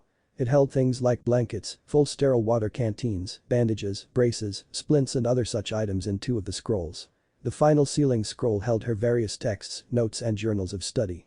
Not only did she have the texts that the medics recommended, she still had her research into the mind which she had began when she first realized that Naruto couldn't remember her. This included several scrolls and copies of texts from the Yamanaka clan. After those were the 4 belt pouches. 2 on her back just above each buttock and 1 on either hip. The ones on her back held the emergency supplies, which she would have to use immediately without the time to unseal. Including antidotes, antibiotics, and painkillers. Most of these were inked onto brightly colored needles for application already. The pouch on her right hip, like the others on her back, was completely sealed with a release string that would instantly allow her access. Unlike them though, it held an assortment of ambush reaction needles. These were pre-coated in various poisons, sedatives and bacteria. Venoms, viruses, heavy metals, and other many different agents of chemical combat were all sorted out in her left pouch, memorized to the individual point for perfect use. The one on her left was her standard weapons pouch, with contents such as kunai, shuriken, wire and rations and the like. On each wrist she was recommended to wear a needle cuff seal, which could store up to 30 untainted needles. However, she placed both wristbands on her right arm, where they blended in perfectly with the combat tape that extended from the top of her bicep to her wrist and wrapped around her palm, leaving only her thumb, knuckles and fingers uncovered. Examining herself in a shop window, Sakura realized how different she looked. Her hair had been cut short during the second stage of the Chunin exam, and her normal black shorts had been replaced with a long pair of black leggings that ended just under her knees, permitting the scroll straps to attach without discomfort. Her single weapons pouch now displaced by the other three. And her face. It wasn't the happy person she knew. She had seen her sensei ripped to pieces on her first real mission, her crush had been dead in her arms, or so she had thought. She had faced off against one of the Sannin and lived to remember the fear her created. She had been beaten and maimed to protect her teammates, and she had seen one of them turned into little more than a disgusting stubborn strip of ground meat and animated arms of blood. The bags under her eyes betrayed her sleepless nights filled with terror at the sights that haunted her. The creases of her brow and mouth told of her newly soured personality. How long had it been since she had smiled when no one was there to see her? She wouldn't be able to perform her best if she didn't get some sleep. It was time for her to admit she needed help. The nightmares had to be dealt with. Sakura had been coming over to Ino's house almost every day since the invasion. She was worried about Naruto not knowing who she was, no matter how many times she had been introduced. Ino could understand her worries. She had lent her some of the Yamanaka clan texts on the mind. Nothing that could get them in trouble for sharing, but they were still very helpful. Of course, the Pinket wasn't there only to study. She also needed her friend. She was devastated by what had happened to Naruto. She didn't even need to say it, her eyes were all that Ino needed to see. She had done what she could to help. Letting Sakura rest and get what little sleep she could before the nightmares woke her. The day though, a different Sakura entered her room. She was decked out in gear, and her arm sling had been replaced with a fashionable weave of combat tape over her right arm. The lack of tape on her left produced a slight aging effect on her body language. As if she stood with more authority. The illusion was good. Forehead wasn't here to look at texts or hear any of her normal gossip. Instead she asked, humbly and sincerely, for help. Ino knew how to do what she asked, suppressing the images of her wounded teammate. It wasn't too hard or complicated, especially when the subject was willing. But she would need to enter her mind to do so. Her father was able to simply access the mind and manipulate it from his own body, however thus far Ino needed to fully enter in order to have even that much control. This time was much different than the exams. Sakura was willing and there wasn't any of the stress of the ordeals they had gone through. Ino had time to set it up properly, lighting aroma sticks allowing the Pinket to relax as she opened one of the many music boxes her father had bought her as a girl and propping her own body with cushions. And with the proper time and care taken to form each seal of the full combination, her jutsu was far more effective than before. She was in her rival's mind. She could feel the soreness of fatigue and the slight pain from Sakura's wounds. But turning away from the exterior, Ino dived inwards into her friend's mind. Here she could see the mixed emotions of pride, determination and guilt among others. Those three being the strongest. Why? The pride was instantly explained as the pages of her writ of service came to bear. The mission focused her determination. And a little further on the fear, the guilt. The disgust. It was the image that had been causing nightmares. Ino was certain that she too would be having nightmares as well from then on. Naruto dragging his body across the forest floor by means of two arms made entirely of dark oozing red blood. His own arms dragged behind and little more than strips of mangled skin was left of them. His legs suffered the same fate. A strip of one leg caught a protruding root and ripped off. Ino wanted to vomit. Looking at the boy's face, she saw his head split open, was also bleeding, his gray matter easily discernible from the flowing wound. His neck had been broken, leaving his head to loll and bounce as the blood arms pulled him forward. Even as his head shifted, his eyes remained fixed on the redeed. This fear that Sakura felt was unreal. It was carnage and murder and wide agony seeping into her soul. The blonde Kunoichi who had faced Shikamaru in the exam landed in front of the damaged genin. Her massive fan sent the boy crashing into a tree. And Ino heard it. She heard what Sakura said, what she felt behind those words. She wanted Naruto to die, to quit, to just give up and stop. Ino's best friend tried her hardest to force the Uchiha to abandon the monster that clawed his way at the enemy. It was fear, revolution, and remorse. The perfect combination to form nightmares. Focusing her soul, the Yamanaka bound each fractured memory, weaving others around them, embarrassing ones, funny ones, and even a few sad ones. Without conscious willful thought, Sakura's mind would rebound to these memories anytime anything would remind her of this scene. That meant that her subconscious had no access to them. Her mission was complete. She was about to return to her body when something grabbed her arm. "You saw it?" Sakura accused. Sakura shouldn't have even been there. Sure, she had pushed her out once, but that wasn't an effective dive. This was. Ino felt out the mind she resided in. Sakura was still in her external consciousness. "So what was this?" "You saw it. You know what I said. I can't let you tell," the mental construct declared. Ino understood as she glimpsed the mental images that passed through her mind. She was afraid their sensei would kick her off the team for how she had reacted. "I don't quite understand what you are or how you came to be, however you're a part of my friend and I would never do anything to hurt her." Ino began. At her direct address of the construct, the second Sakura's eyes widened and she let go of Ino's arm. The mental image faded, leaving Ino alone in the mindscape once more. Returning to her body, she found that Sakura had finally passed into sleep. After weeks of nightmares, the girl was soundly unconscious. It was the first day of Sakura's lessons, the first of about 8 days, because that was how much longer the Sannin thought it would take to get Naruto ready to move. Arriving at the hospital, she headed straight for the clinic where she was supposed to meet her given teacher.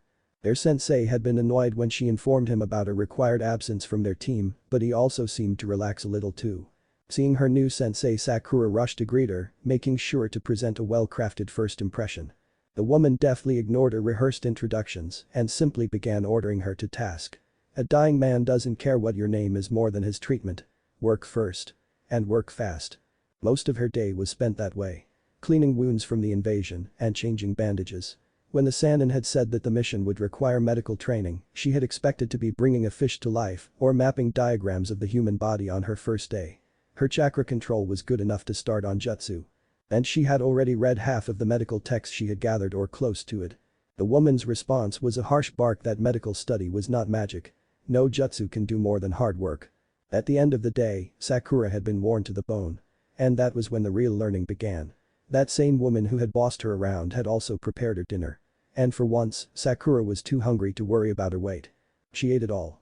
As she digested, her new mentor Kenko-sensei explained how medical practices operated. Most of it was exactly the same as civilians had. They had herbalists and apothecaries that created medicine and craftsmen who created their tools. They used medicine just as much as the civilians did. The only thing that Iryujutsu did was enhance it. Take her arm for instance. It had been broken, and under a normal care it would have swollen up, bled inside the muscles from burst capillaries, and they would have had to cut it open to set the bits of bone back where they belonged. The Iryujutsu allowed them to seal the capillaries, detect any other bleeds, and move cells with their chakra as they needed to without surgery. Some advanced jutsu could even repair the cells themselves. However, the average ones only started the healing process. With their ability to use chakra to manipulate the reactions of the body, they could prevent things like swelling, infection and going into shock, which was caused by your body sending a message via nerves to your brain that said panic.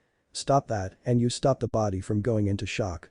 From that point they can pass the bone pieces through the torn meat without damaging it any further. The meat would be shifted to the side with chakra as they pulled the bit back to place and submerged the medical creams through the skin and into the flesh. While it could glue the pieces of bone back in place, it can't make the bone regrow or knit together. That has to happen on its own. These few tiny advancements made all the world of difference. Identification, access, cleaning, clotting, and preventing counterproductive bodily reactions. The vast majority of life-threatening injuries are only so bad because medics can't reach them in time or without making more damage or because the body reacts to the injury in a way that makes it worse. Medical ninjutsu or iryujutsu solved that. But just because they have access to the injury and can prevent bodily reactions from making it worse doesn't mean they can work miracles. Her arm may not have swollen or gotten infected, and every piece of bone may have been placed exactly where it needed to go, but it would still take time to heal. The bones needed to refuse and the meat needed to scar up and heal. The biggest advantage Iryujutsu gave them, however, was not treating the issue. It was identifying it. The simple diagnostic jutsu that every medic learned was basically allowing your chakra to flow into another person and molding it so that the person's body doesn't reject it.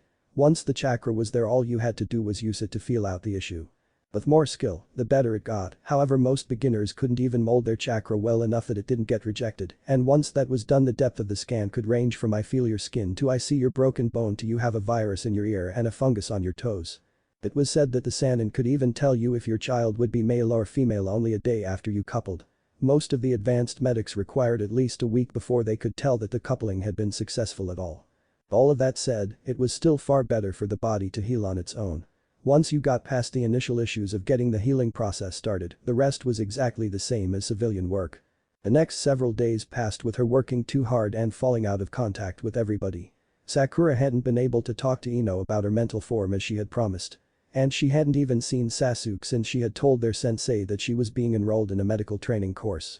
She spent more mornings working in the clinic and afternoons were spent learning how to use the medical equipment, identifying symptoms, and learning all the different chemicals she had purchased and their attributes.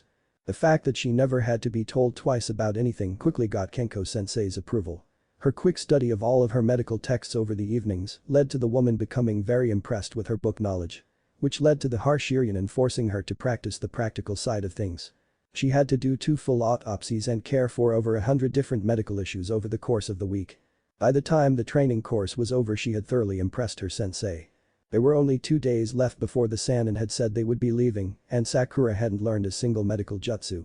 According to Kenko-sensei, most Iryonin had to train for years to get any real skill. And many never learned the first jutsu until their first year was over. However, Sakura had proven herself and so, the first and most important thing she was going to be taught was the diagnostic chakra scan.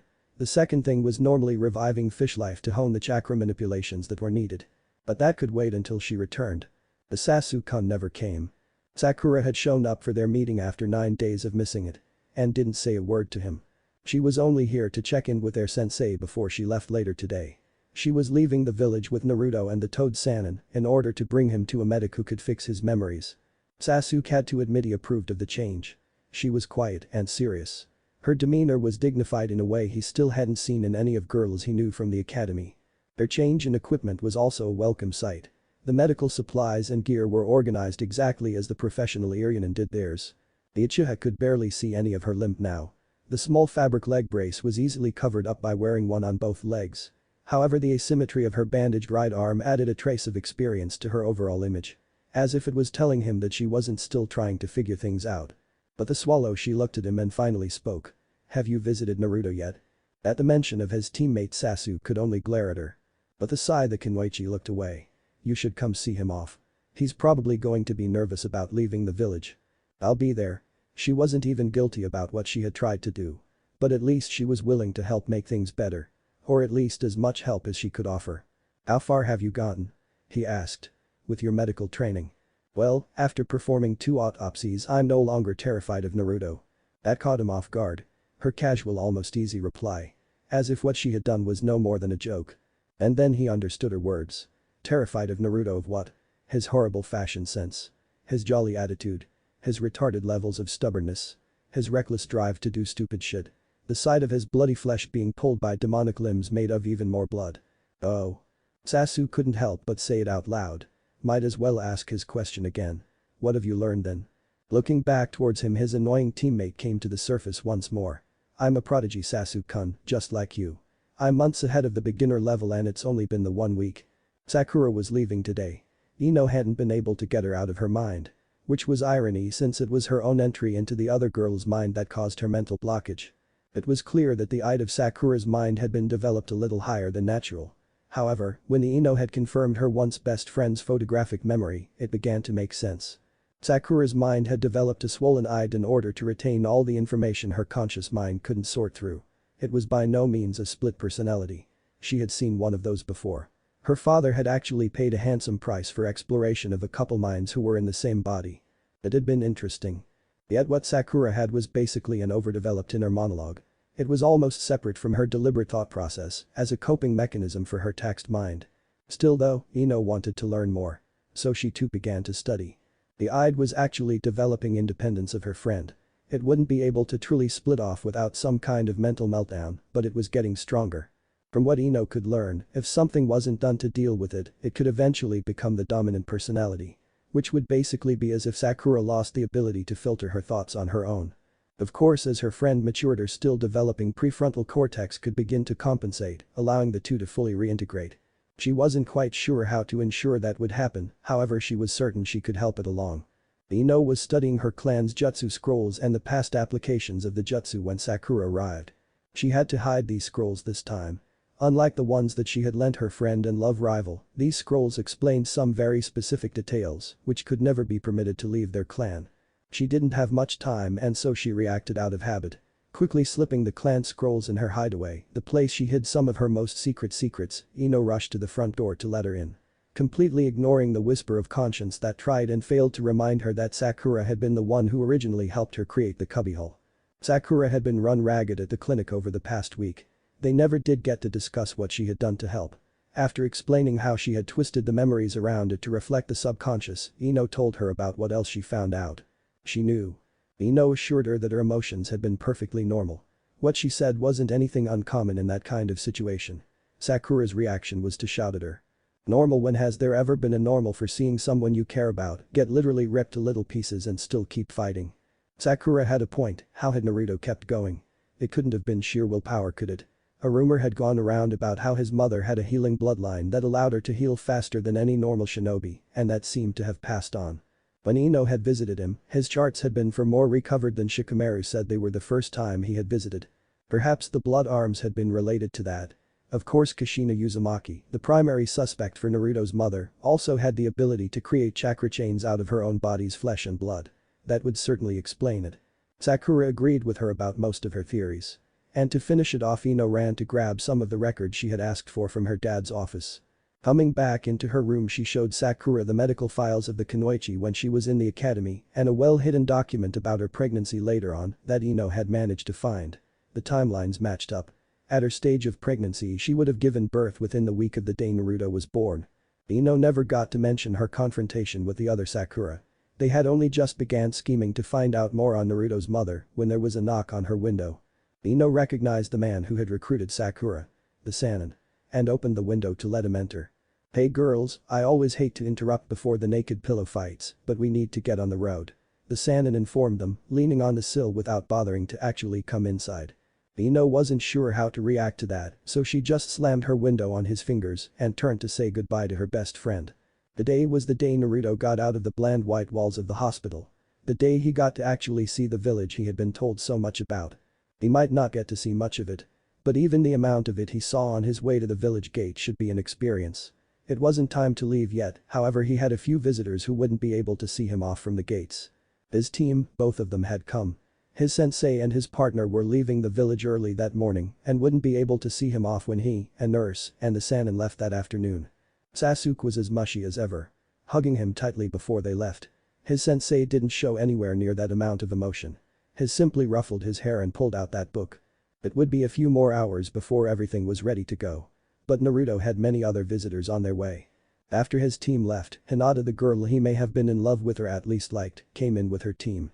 He hadn't met either of her teammates yet, but Hinata had been over twice since the first time. She had eaten lunch with him the second time. And Naruto was surprised to hear that she had cooked it herself. It was probably the best food he had had since he lost his memories. The next time Hinata had come over, she had played shogi with him. It took an hour to finish, but Shikamaru took longer.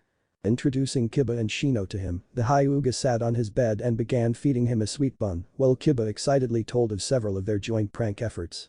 They stayed there like that until Team 10 arrived. Unlike Team 8, Naruto had met all of Team 10. First and foremost was Shika-kun, who had visited every day to play a game of shogi in the early mornings. His easygoing friend had spent hours telling him about the village and what they all did. He told him history and chakra theory, as well as the current events of the recovering village. Ino Yamanaka spent a few hours telling him things too, but most of it was more about who did or does what. It was from her that he learned he'd had a crush in the academy, though she had mentioned it a couple times. He couldn't remember if she ever told him who it was. The short-term-minded boy had no other option but to think it out. And realized that it must have been the Hyuga.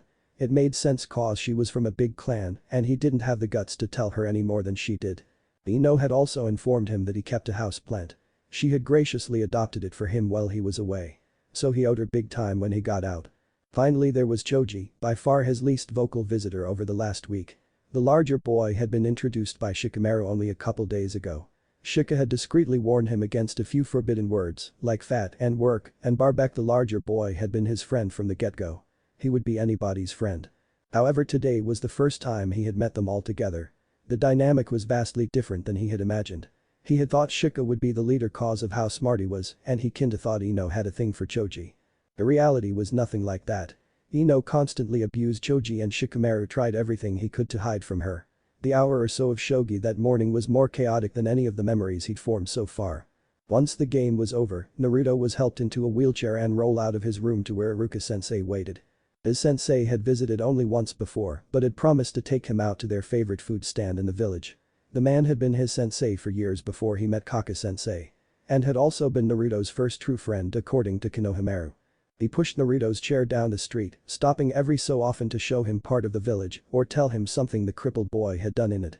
When they finally reached their destination it was the ramen shop that Uncle Asuma had brought lunch from when Konohamaru visited again. Gucci and Am both greeted him with affection, a free bowl of ramen from the man, and a tight hug, followed by a kiss to Naruto's cheek from his daughter. He enjoyed his meal thoroughly. The ramen was good, but the company was the best. They had been on the road for almost 2 hours, and Naruto hadn't said a single word. Glancing back at the Chunin and his genin propulsion system, the Toad Sage half expected him to be asleep. Instead the boy was wide-eyed looking at the forest around them. Stopping his gaze, the boy realized his wheelchair was moving on its own. Looking behind him, he gave a start when he realized that he had been getting pushed all this time. The Sannin resisted the urge to slam his face into his palm. So rather than doing that, he put an extra bounce to his step and began humming. His great idea. His wonderful, definitely gonna help, method of recovering Naruto's lost memories via raging teenage hormones had gone bust. He had been told about the recurring memory issue. About the Gaki not remembering certain people. The hermit had assumed that it was random people or even just people he didn't like. But as the Chunin constantly needed to be reminded that Sakura was there, it was obvious who he had been forgetting. Why hadn't the Toad Summoner asked who it was? The Sennin knew he was and would always be a fool, but he had thought that he'd already outgrown being an idiot. When the man eventually gave up his hope that long-term exposure to her would fix his godson's issue, he stopped them and asked the girl. She had been completely confused. She had no idea what was wrong with Naruto and thought that was the reason they were taking him to see the medical Sannin in the first place. She had assumed that her presence was in part so that they could test to see if he could continue to remember her after Tsunade had fixed him. Not such a bad idea and it certainly made sense to do it that way, plus it meant that the Gaki wouldn't have to remember any of his medically required treatments, such as help bathing and using the restroom. At least, not until his memories were restored. Waking up, Sakura groaned. She didn't want to know. She had never wanted to know about that. It had been over a week since they left the village and the rookie Irionin was already damaged for life. She had seen things, done things. Not just taking care of her teammate. Although that had been horrible enough as it was. He still needed the wheelchair, but the bones in his limbs had all but regrown and most of the muscle damage was repairing itself at an extraordinary rate. Soon Naruto would be able to begin physical therapy to get his body used to moving on its own again. She had attempted to use the diagnostic jutsu to scan over his body and find out just how fast he actually was healing, however she couldn't get a reading. It was as if his chakra was attacking hers as she submerged it and consuming it faster than she could even pull it back out. Over the time they had spent traveling, Sakura hadn't been able to think about much. She hadn't gotten to study her medical texts or any of the information she had gotten from Ino. She hadn't even considered getting that out. However, Naruto wasn't awake yet, so the genin reflected on Ino's theory. Kushina Uzumaki. Able to heal at approximately 180% the speed of any normal shinobi. She had been in the academy at the time and it was likely that as her bloodline developed the rate had increased. There was still the variable of damage levels. She hadn't suffered any major damage to be recorded by that point in time, so it was still entirely possible that her healing rate would have gone up dependent on the severity of the damage. She had the ability to grow solid chains out of her from almost nothing. And retract them back into her body as if they were never there. It had been public knowledge that the Hokage had decreed Naruto's heritage be released to him. Which meant that it had been sealed by the village. The elderly leader had known who they were. And had kept it a secret. Why? Sakura knew she would find out who they were and why it was covered up, but she still tried to figure it out in her head. Inner Sakura didn't care so much about that as she did about her feeling of violation at what all the girl had been required to do. So far she had to change his bandages more than a few times and helping him from his chair to the toilet was embarrassing. But when the Sannin said it was bath time, Sakura had no choice but to argue. But the Sannin. Yeah, not as hard as she thought it would be before she realized that all the stops they had been making were so he could visit brothels and peep on hot springs in each village. The fact that he did so revolted her. And she had been forced to hunt him down and drag him out of each town they stopped at. The sheer disgust swelling up in her easily drowned any respect she'd had for him. And then she found out that he was the scum that wrote her sensei's orange books. Yes, she had been required to bath many of her patients when she worked for Kenko-sensei, but most of them were old and none of them were her teammate. And when she was doing it in the hospital, she didn't have to hear the perverse old goat giggling as he took notes for his next smut-filled publication. Their argument over bathing him eventually got them kicked out of the inn they were staying at. And in the end, they made a fast track for the medical Sannin, and she was resigned to bathing the baka. Dear Kami, was she glad Naruto forgot everything about her. Inner Sakura was also beginning to hint at her that the Hyuga girl had been more perverse than anyone realized.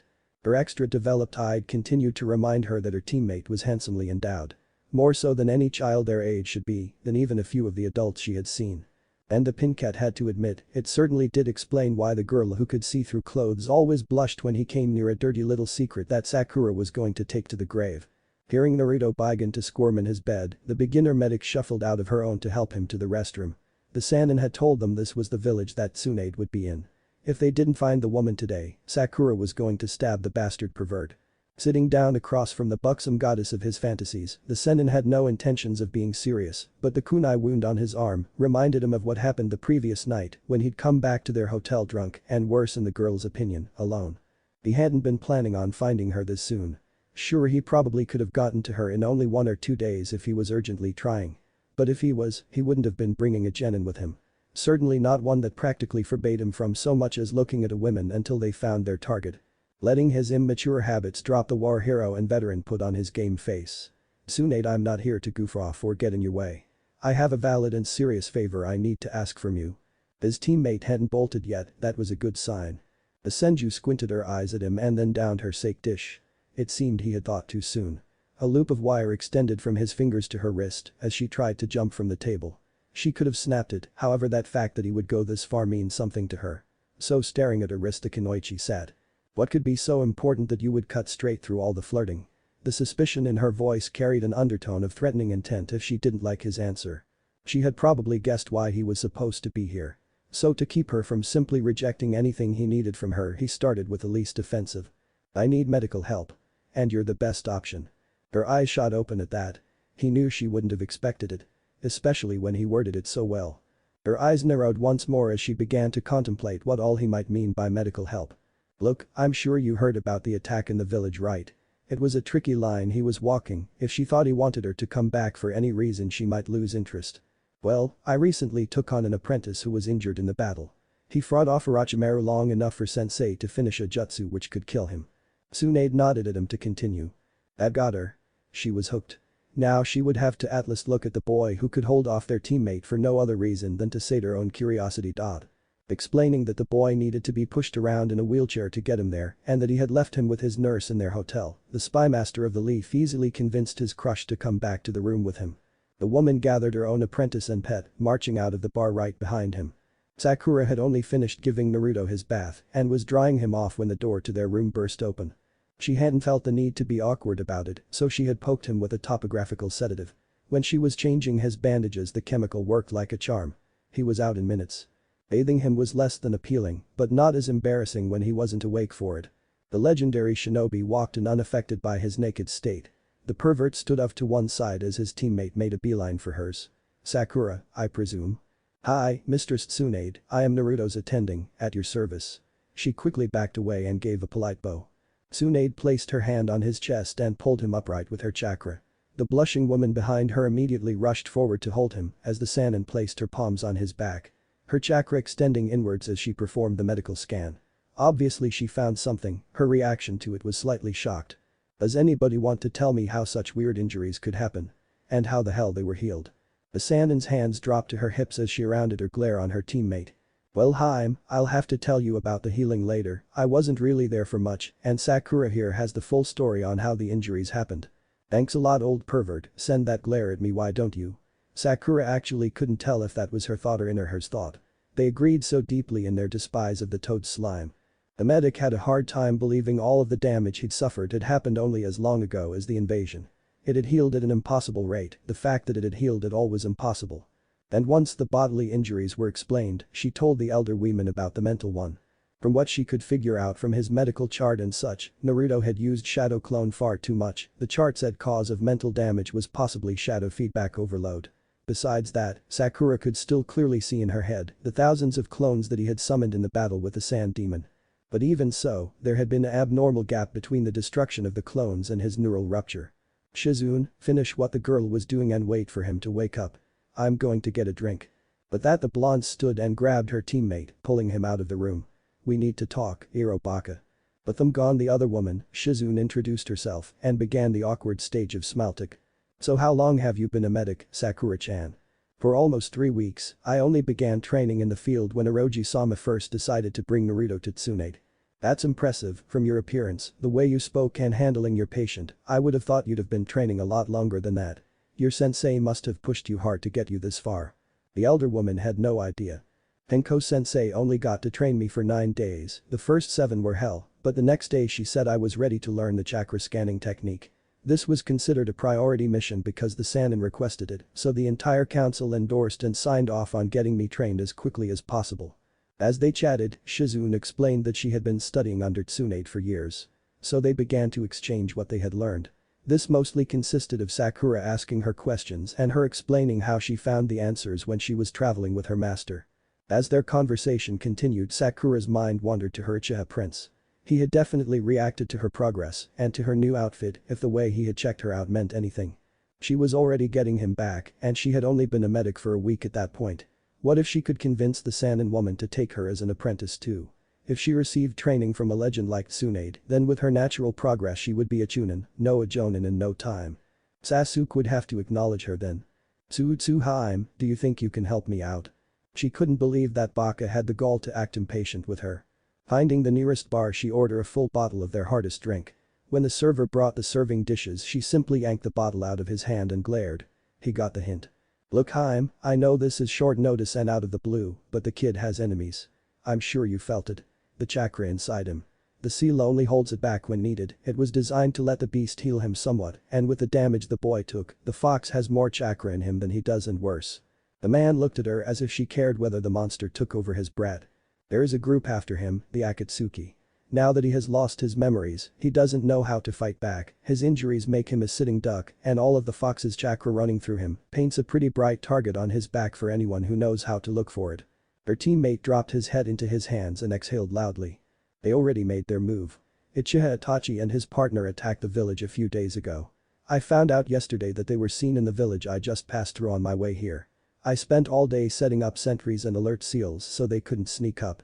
Reaching into his vest, the Sannin pulled out a picture of the 2 missing men seen through a crowd. One was the infamous Uchiha, cloaked in black with red clouds, the other was turned to face his partner, however the skin on the visible portion of his face was blue. She easily recognized Hoshigaki Kisame. Not from his blue skin but instead from the sword on his back, the scales that poked out of its wrap had done unique damage to more than a few of their medical jobs, which Shizune had been forced to handle for her. So they were after the boy, were they? Finishing her bottle, the Sannin chucked it at the wall and vacated her seat. She might as well get the healing over with. If only he didn't remind her of him. The damn blonde hair. When she arrived, the boy was awake. His hyper and naive face lit up when he saw her. That was 2 people he reminded her of. His resemblance to him was one thing. But that was the same face her brother used to make. Taki, I'm Tsunade. I'm the best medic in the world and I'll be treating you for now. His face calmed slightly as he replied. Well, I'm Uzumaki Naruto. I have lost my memories and been crippled, but I'm still going to become Hokage. Believe it. And that made 3. Tsunade's heart felt like it would burst. It was a cruel trick of fate that forced her to treat a boy so much like her 3 lost loved ones. He was as childish as her little brother, and that determination was just like Dan. It was worse that he was the chibi version of him. The disaster at Shimazu no Gai played out in her head once more. She'd wiped them out. In her rage at his death. After sending the girl out with her apprentice, the medic had Jiraiya suppress the seal. This would prevent the fox's chakra from fighting hers as she healed the boy. Placing her hands on his back once more, the Sannin echoed her chakra through his system. She began correcting the many issues still predominant throughout his body. Finally, when most of the physical injuries had been sorted out, she turned her chakra to his brain. He would heal just fine, and in the next week or so he should be back to normal based on his current healing rate. However, the wounds were not the cause of his memory loss. Inside the Mindscape, Tsunade opened her eyes. It took years of dedicated study of the mind before medical jutsu allowed one to enter their patient's mindscape. Unlike the Yamanaka clan jutsu, which facilitated direct access, medical ninjutsu required one to synchronize their chakra and brain patterns to enter. It wasn't really that hard to do, however it also wasn't taught either. If one were to teach it, then their students could probably get it down after a year or so of being a competent full Irinen. Gazing at the formation of red chakra that had gathered as she worked her way through Naruto's system, the Senju gave a push, willing the demonic bubbles back into the seal. "Wait, Senju woman," came the voice of her opponent. "So you're the one who has been blocking Naruto from his memories, aren't you?" she asked, knowing fully that it was so. "Please Senju, you must listen." The girl. The beast's voice cut off as his chakra is jerked backwards. The gathered chakra began to drain into the seal, sucked in as he struggled to remain. The claws of bubbling chakra barely holding him outside the seal. With a last effort from the giant mass of diminishing chakra, the fox called out to her. "Wait. Before the seal pulls me back, you need to know. Protect him, she's not what she looks, the pink girl, she'll hurt Naruto again, you must." Its words finally went silent as the seal swallowed it and went dark. As Tsunade withdrew, the mindscape exploded in memories that had been suppressed by its presence. Getting a good look at the woman who had healed him, Naruto felt his mind yank at him, it felt as if his brain was being wrung out like a wet rag. He knew he had never seen her in the village before, she looked like the old bag they had talked about at the academy, but she wouldn't still be this young, would she? In his head he could see the picture of her in the textbook. And he could also see her standing in front of him, a baby in her arms. Words echoing in his ears. "I can't. He can't be mine. They'll hunt him down his entire life. Please sensei." As Naruto remembered, they were in the middle of a war. It was the right thing to do, however. "You must tell Jiraiya. You can't just hide the fact that he has a son." Looking at the girl, he couldn't deny her the chance to keep her child safe, not after the way her little brother had died. Having hidden the boy, Naruto could remember watching little Minato grow. The heartbroken Toad Summoner had received word that his students from AIM had died, and he practically had to force Jiraiya to take the team the kid was on.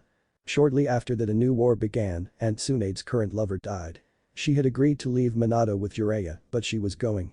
And he couldn't force himself to stop her. It was time for him to retire, and he truly did think Orochimaru would make a fine Hokage, however young Minato had began petitioning for the position as well, and wouldn't that make Jiraiya so proud, he was a good candidate on his own besides who his father was.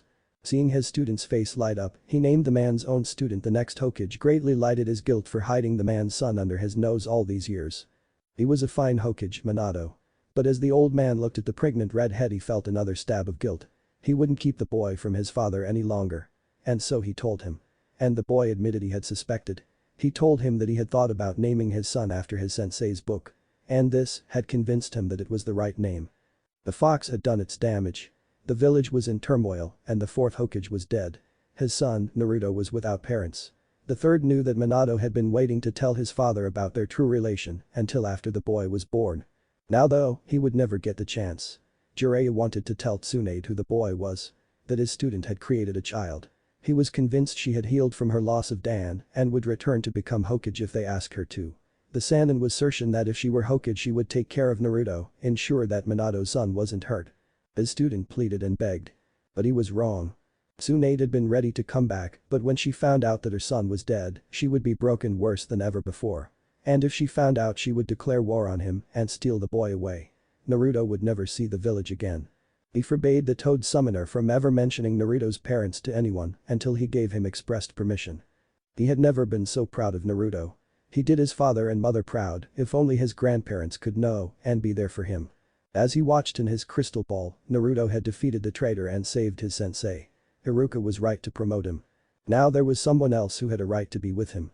Kakashi would enjoy getting to be near him without the Anbu mask, and his grandfather had been kept from him long enough. It was time to call the man home. Uzumaki Naruto couldn't understand anything at all for the next few moments. Everyone around him panicked when he collapsed.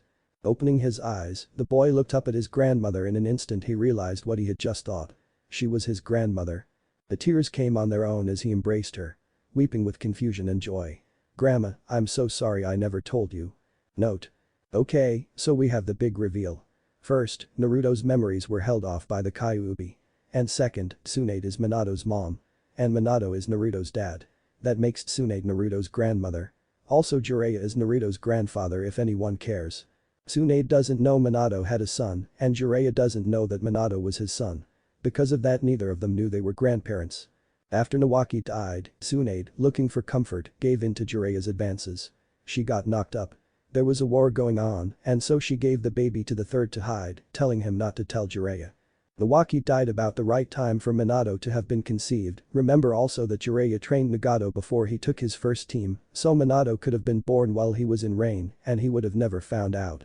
Then the third in his guilt forces Jiraiya to take Minato's team as he is grieving for the lost AIM kids he had trained and thus ensured that the Sannin received some time with his child.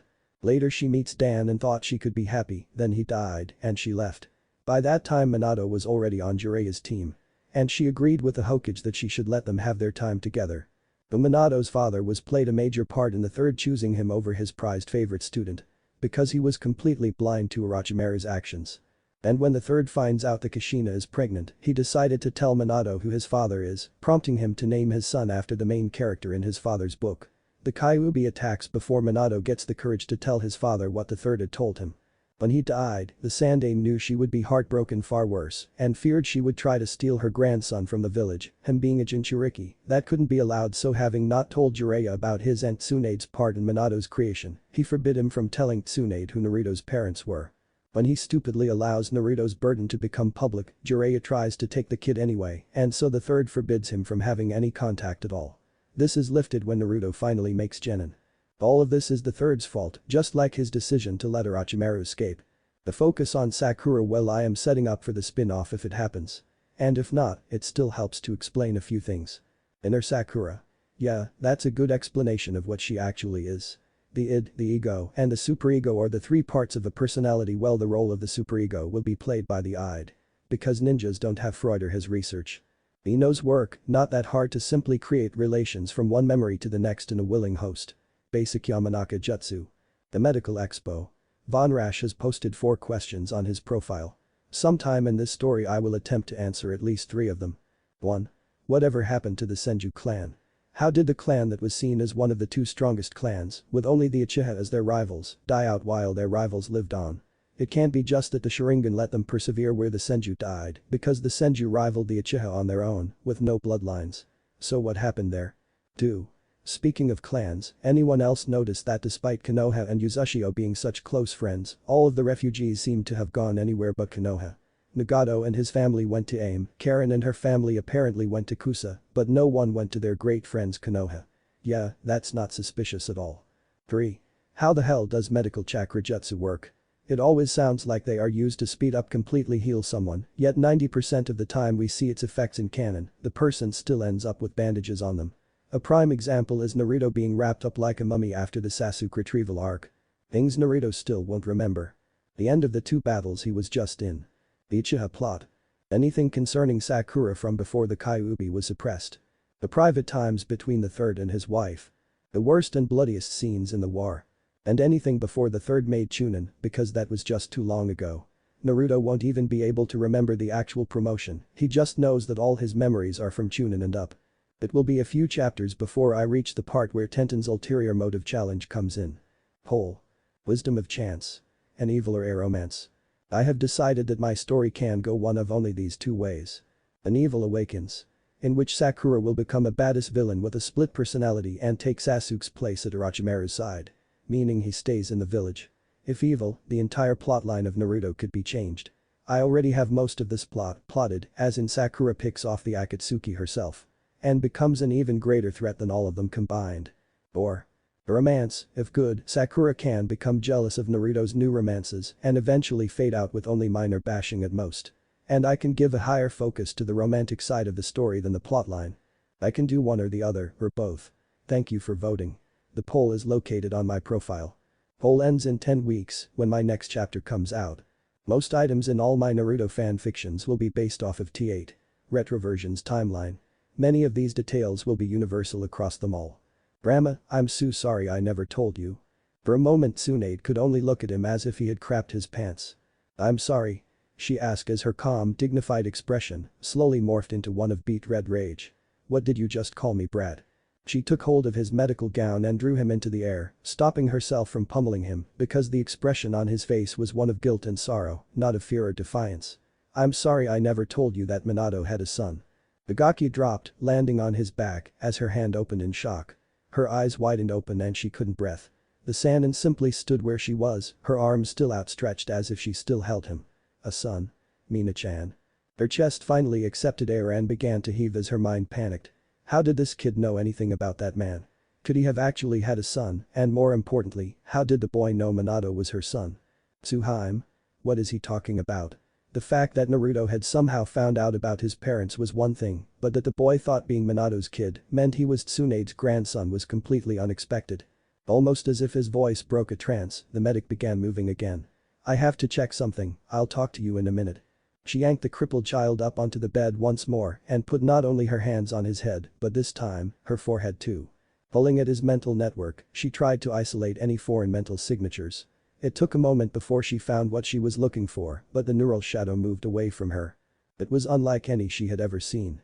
Memories couldn't just up and move on their own. The best comparison she had to this was an anti-Yamanaka jutsu developed by Sensei. But this one was far past his theories. Unless the Bijuu had been the one to cast it. That would explain its mutation into autonomous activation. But why would the Kyuubi be afraid of a Yamanaka jutsu? The entire clan knew not to enter the boy's mind. And those too young to know why had been told of extreme consequences if they ever did. And how the hell did the fox even know Sensei's technique anyway? Pink. The fox had been telling her something about pink. Refocusing her mind, Tsunade used the mental image of her sensei and a call of truce to summon the neural shadow. She only needed to glimpse a small passage of the mental network to recognize the third Hokage's mind. At first she had thought the brain damage had simply been result of the 1,000 clones the boy had created and that healing it would have simply wiped the strain away. However, it seemed Naruto received all of the memories of the Shadow Hokage clones. Which meant he knew everything. Tsunade couldn't let him find out like this, she had to at least explain to the man standing behind her. Turning from the boy, Tsunade asked Jiraiya who is Naruto's father again. But the swallow, the toad sage answered. And Tsunade felt her heart break. She had a grandson. All this time, she had been abandoning him. It was one thing with Mina. He had his sensei. Placing Naruto under a minor force sleep genjutsu, Tsunade laid him back in the bed. He used his own Sunbaka. Tsuhime the toad's voice was now becoming threatening. What did he mean when he called you grandma? He wasn't just making fun of your age. Without meeting his eyes she replied. We need to talk. Until we figure out what to do, he should be kept sedated. As they headed out from the hotel her apprentice and the pinkette rushed up to her. Tsunade-sama, Sakura here, has something she would like to ask and I would like to support a request. The girl placed her hands together and bowed deeply. One of her arms was bandaged and the other bare, she wore her outfit exactly as Tsunade had recommended for the medical ninja in battle. It seemed to have made a trend. Her neatly trimmed hair was bright pink and held back by her hit eye. Young Sakura politely made a proper request of apprenticeship. But the only thing the medical Sannin heard was a massive gravelly voice, shouting warning to the Senju. And her mind made the connection. Pink girl's hair anti-Yamanaka technique. She didn't intend for the venom and contempt that bleed through her voice. I don't know why Naruto forcibly forgot about you specifically, but I will find out. And when I do, I will be the one to decide your fate. For now, you can stay out of the way and away from the patient. Leveling a look at her apprentice, Tsunade ensured she understood. The cheer in the woman's eyes quickly turned to wrath as the small genjutsu passed between the two. She understood everything it carried. Naruto was the host of the Nine, hunted by the Uchiha clan killer and threatened by a pink girl with a Yamanaka jutsu. As the two young women returned to the room, Sakura tried to offer her help. She needed to know what Naruto had said. If Tsunade knew what she had tried to do, then it was too late to use that. I'm sorry Sakura, however I cannot allow you near the patient. The cold voice of the woman before her was nothing like the friend she'd been only a minute ago. Her eyes were filled with anger. Sakura couldn't understand it. Why? Why was she being so hostile? Minato Jiraiya began. The two Sannin had gotten a private booth in a karaoke bar. They were meant to be soundproof already, however the seal master didn't take any chances. The moment they arrived he pulled out several tags and placed them around the room. He couldn't let the beast get loose. Even if Kushina pulled it back into herself, she would have died shortly after. Her seal wasn't like Naruto's, the fox would have simply reformed in a matter of months. Maybe a year or so. Sitting on the other side of the small table, he picked up his glass and downed the contents. I don't know the details, but from the description of the battle, he must have cut the beast in half and only sealed half of it into the host. The other half he pulled inside himself. The few who witnessed it and heard their discussion say that he used her soul too. They wanted to meet their son when he grew up. The only way they could see him was if he were the host. Besides, you've met Minato, back when he was on my squad. He could never have simply sacrificed his son. He made sure the boy would be protected. He named me the godfather for one, and I was there for him for the first couple of years, until the old man sent me away. The look of guilt on his face told Tsunade all she needed to know about how Naruto had been treated since then. We couldn't tell people who he actually was. If Iwa found out, they would have renewed their war efforts, and it would have been an easy guess for anyone who met the Minato even in the battlefield to decide the Hokage used his own son. Tsunade could admit that it would have been easy, those birthmarks on his cheeks didn't make it any harder. So we passed a fake off as Kushina's kid and said we were giving an orphan her name so it wouldn't die out. It didn't seem to work. Too many people knew about his situation, and even after the Hokage passed a law forbidding anyone from sharing that knowledge, they still did. In whispers they told it to their friends, and they told their kids to stay away from the demon child, calling him a bad omen or just dangerous. The kids isolated him and he acted out. It became a cycle. Her teammate sat silently looking over her face, searching for her reaction. But all she could feel was betrayal. Not from him. Jiraiya had been a wonderful sensei for her son, and he had no choice in the 5-year banishment the Sandaime had imposed. It was time to confess her own transgressions. Shimazu no guy. Those words hardened the Sanin's face as he recalled what she'd done.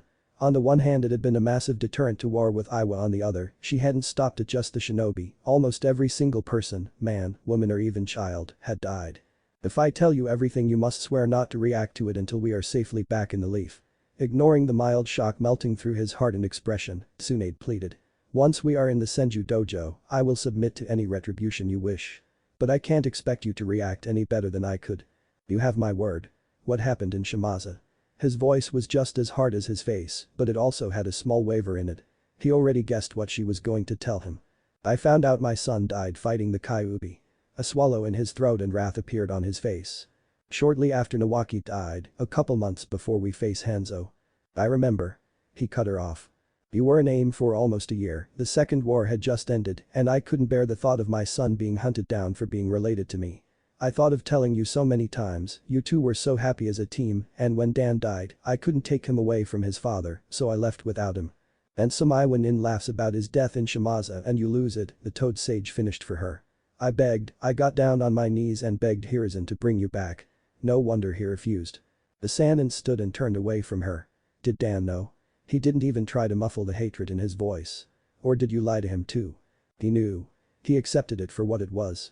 You're going to come home. There were no options in his tone, she had no choice in the matter. You're going to accept Sensei's hat. There was little she could say to argue.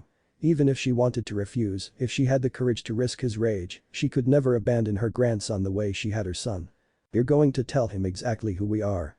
And why you denied him his family. The guilt and rage in his voice had leaked through as his voice cracked. With a wavering voice, she conceded his commands. Sakura waited in the lounge of the hotel.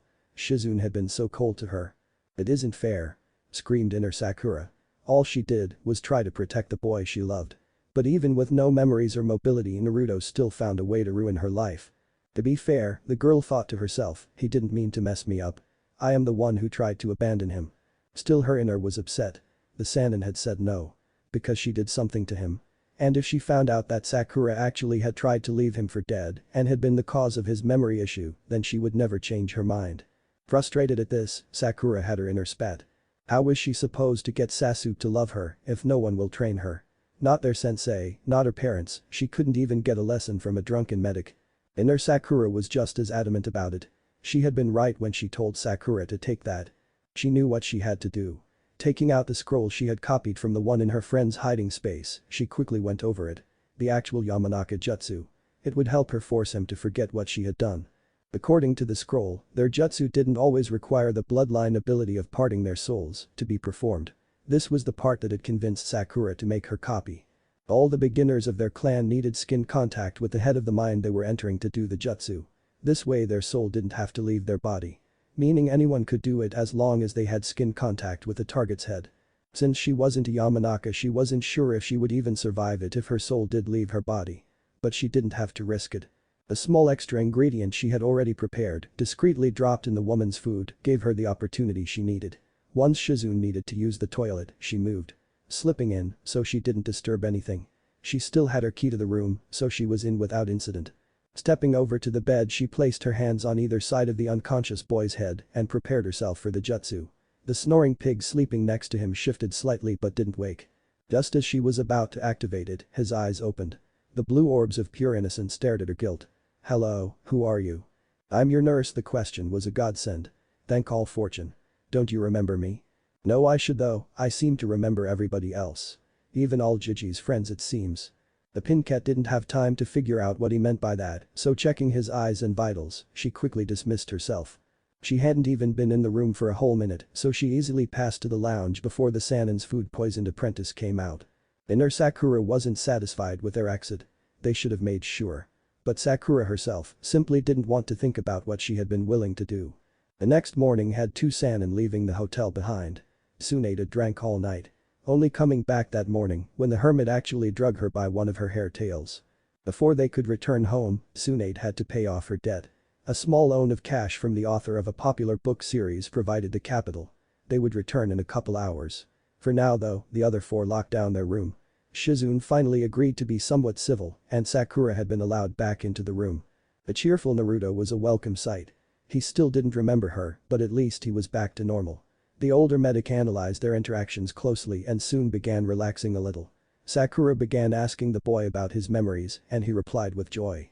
He remembered the instructions that the pervy Senin had given him. No mention of the secret memories. So he told her about his time in the academy of all the people he had known. He mentioned how what he learned there differed from what he had learned from Shikamaru. All of his friends had been there for him and he was almost overwhelmed by it. The boy had mumbled something about sensei's intestines and Hinata, but Sakura had already began tuning him out by that time. The day was uneventful and quiet until the two elders returned. Something was wrong when they arrived. Their exit from the village was swift and silent. But they were on their way back to the leaf long before whoever was looking for them knew they'd left. He had a grandmother. And a grandfather. The Chunin could hardly contain his joy at this revelation. As he walked alongside his sensei, he briefly stopped dwelling on his extra memories and family members to simply enjoy the use of his legs. Naruto was more than happy about that. He couldn't stop thinking about them for long, the two adults seemed to hate each other. Orochimaru would sometimes look almost as if he was going to strangle Tsunade Bachin. His grandmother on the other hand, was drunk. If not for Shizune, she wouldn't have been able to move from the hotels they slept in on their way back. Neither of them would speak to him about it and he was still under orders not to tell anyone about his memories. Which Naruto guessed meant he wasn't allowed to call them his grandparents at the moment either. That memory wasn't the only one he'd had. Naruto could remember so many small details of the past. A past that he had no part in. He hadn't even been born for most of it. He couldn't even make sense of it. All the other memories were jumbled and confused, almost as if they were little tiny bits of ramen floating in the broth, and every time he tried to grab at one, it would be carried away. Then there were the times when he would see something or someone, and just like with his grandparents, a memory would slam into him and he would relive the events. Sakura actually laughed one time he did it. He had just taken a bite of his lunch and the face he made at the vendor when the taste reminded him of Bawako's cooking sent the Pincat into a giggle fit. Thinking of the woman who had died even before he was born, Naruto was reminded of another love, the Hyuga. Hinata was in love with him. At the time she told him, Naruto had no idea what love was. Even before that, he thought it was just another word for liking things. Kakashi was going to suffer for his trick. Granted, Naruto wasn't even sure he was right about this, but the man had been manipulating him. If not for the members of Bawako, Naruto never would have understood just what Kakashi had been hinting at. And if not for the thoughts he put into Hinata's confession, Naruto never would have realized that the Jonin was using tiny little hints in every other thing he said to point Naruto in the girl's direction. Still, even Sasuke had been trying to do the same. The Sandaime had few memories of Hinata outside of her grandfather Hazami and the tragedy with Kumo. The only Hyuga the old man dealt with regularly was Hiashi. Hazami would have to be dealt with. Naruto was appalled when his thoughts about Hinata and Neji pulled up the eldest Hyuga's actions. He had been the one who decided Neji's dad would die. He had placed Hinata's dad in servitude by threatening to use that bastard Kage seal Thinji on Hinata's little sister. The Hokage had only so many memories of the clan. But Naruto seemed to have passed through the most outstanding of them. Outside of those, Naruto hadn't really found any memories of anyone he knew. Not that he hadn't tried, but he couldn't simply pull the memories out at will. Still, as each day passed a few more began to settle so he could see them. Many of them had been useless tiny details of days long past. However, every now and then he would remember a council meeting or an edict being written. The moment he remembered one of these, he would be pulled aside and he would walk with Bachan as the others moved out of hearing range. They had a few long talks about the laws Jiji had passed. One of them had even been about him. Apparently when he joined the academy the village council was afraid he would go rogue, so the old man had created an addendum to his law about not telling anyone he was the host of the Nine Tails. In exchange for letting him join the academy, the council had the right to repeal the law if he ever presented as a threat to the safety of the village. Until he remembered that, Naruto had no idea just how hard the old man had to work to get him in the academy. Then he felt guilt. Not even the old man's anymore. Naruto was crushed by the fact that the Sandaime had died. And at the time, he hadn't even cared. He had been in the hospital, completely okay with the fact that his only family had died.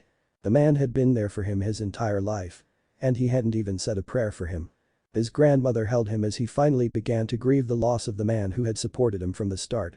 And when he was cried out, she began to ask him for more dirt on the village. It looked like half the village was gathered at the gates when they returned home. So many of them had heard who was being brought back. Sakura had only just found out on the return trip that Tsunade was going to become the next Hokage. There was something going on that she couldn't figure out. And Naruto Baka was at the heart of it. Not that she really needed to know. She was content to simply fade away from the drunken woman's wrath altogether. She just had to find another way into the Uchiha's heart. Heading through the crowd, the genin fled in the direction of the flower shop where she knew Ino would be waiting to hear about her trip. In total it had taken a little more than 3 weeks, and Sakura was almost as interested in hearing the gossip going around the village since she left. To her surprise, she met Sasuke on the way over. "Sakura, glad you're back." To hear those words from him in real life. Sakura stumbled and ever so gracefully landed on her face. Pulling herself off the ground, she shamefully looked up. Her teammate was offering her a hand up. Taking his hand, she allowed herself to be pulled to her feet. "How's Naruto? Sensei was attacked." The question and statement both caught her off guard. "Oh Kami. Is Sensei okay? Who attacked him?" Seeing the Uchiha's expectant look, the Kunoichi added, "Baka's fine, he remembers all the important stuff, but he doesn't seem to remember how he was hurt or why the hell he had a crush on me in the academy, so I would like to think he's doing better than ever." It was a group called the Akatsuki. They collect the bounties of powerful shinobi. Apparently they thought they could collect senseis. My brother was one of them. "Sensei won't wake up. I heard that Tsunade of the Sannin came back with you guys. Do you think she'd be willing to look at him?" Okay, inner Sakura was ecstatic that Sasuke was so engaged with her right now, but Sakura herself couldn't shake the feeling that something bad was going on. Sasuke's brother was with the group that attacked and he didn't freak out. "Are you going to be okay? Did you see him?" "I'm fine, I wasn't anywhere near the battle. I only found out when Sensei didn't show up for training. The nurse there had specific orders to only allow a few people in his room, so I don't know how he's doing." They had finally made it to the flower shop when Sakura realized that he had been walking ahead of her and she was simply following him, so did that mean that Sasuke was here for flowers for Sensei? "Sasuke-kun." The soft cooing in Ino's voice was nothing like how she normally greeted the Uchiha. "Ino, I'm back." Sakura felt a deep fear gripping her chest. "Hey Sakura. How was the trip?" Ino rushed over and launched herself into a full-body hug of Sakura. What the hell? When was Ino so close to her? Inner Sakura whispered foreboding in her ear as she contemplated the possible causes of the situation. Backing up, Ino looked at her guiltily.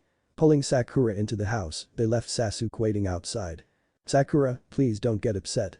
I need to tell you something you might not want to hear." Sakura knew what was coming next. Sasuke had chosen her.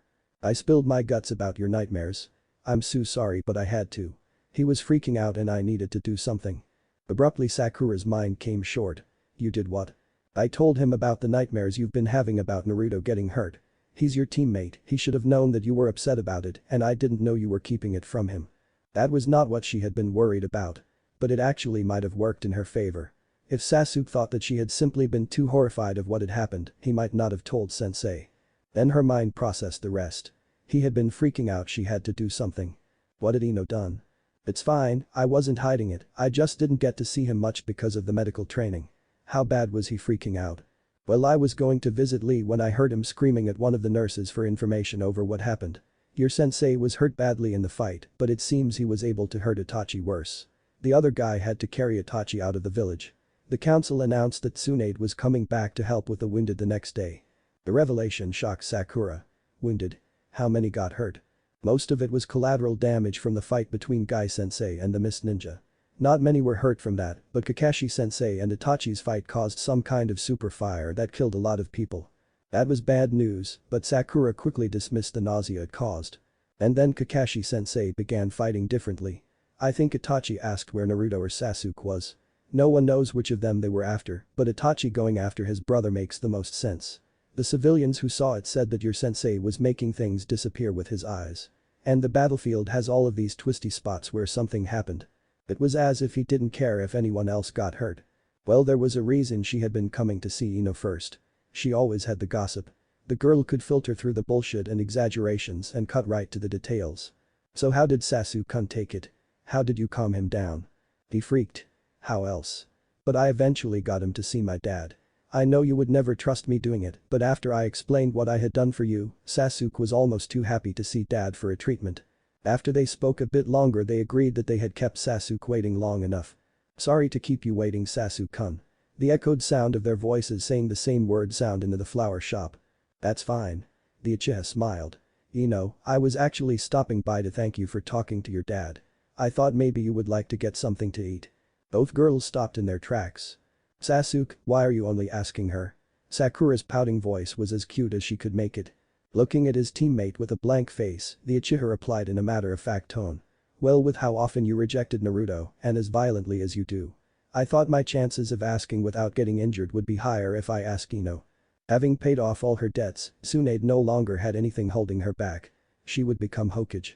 The moment the council was able to confirm her position, she would be making quite a few changes.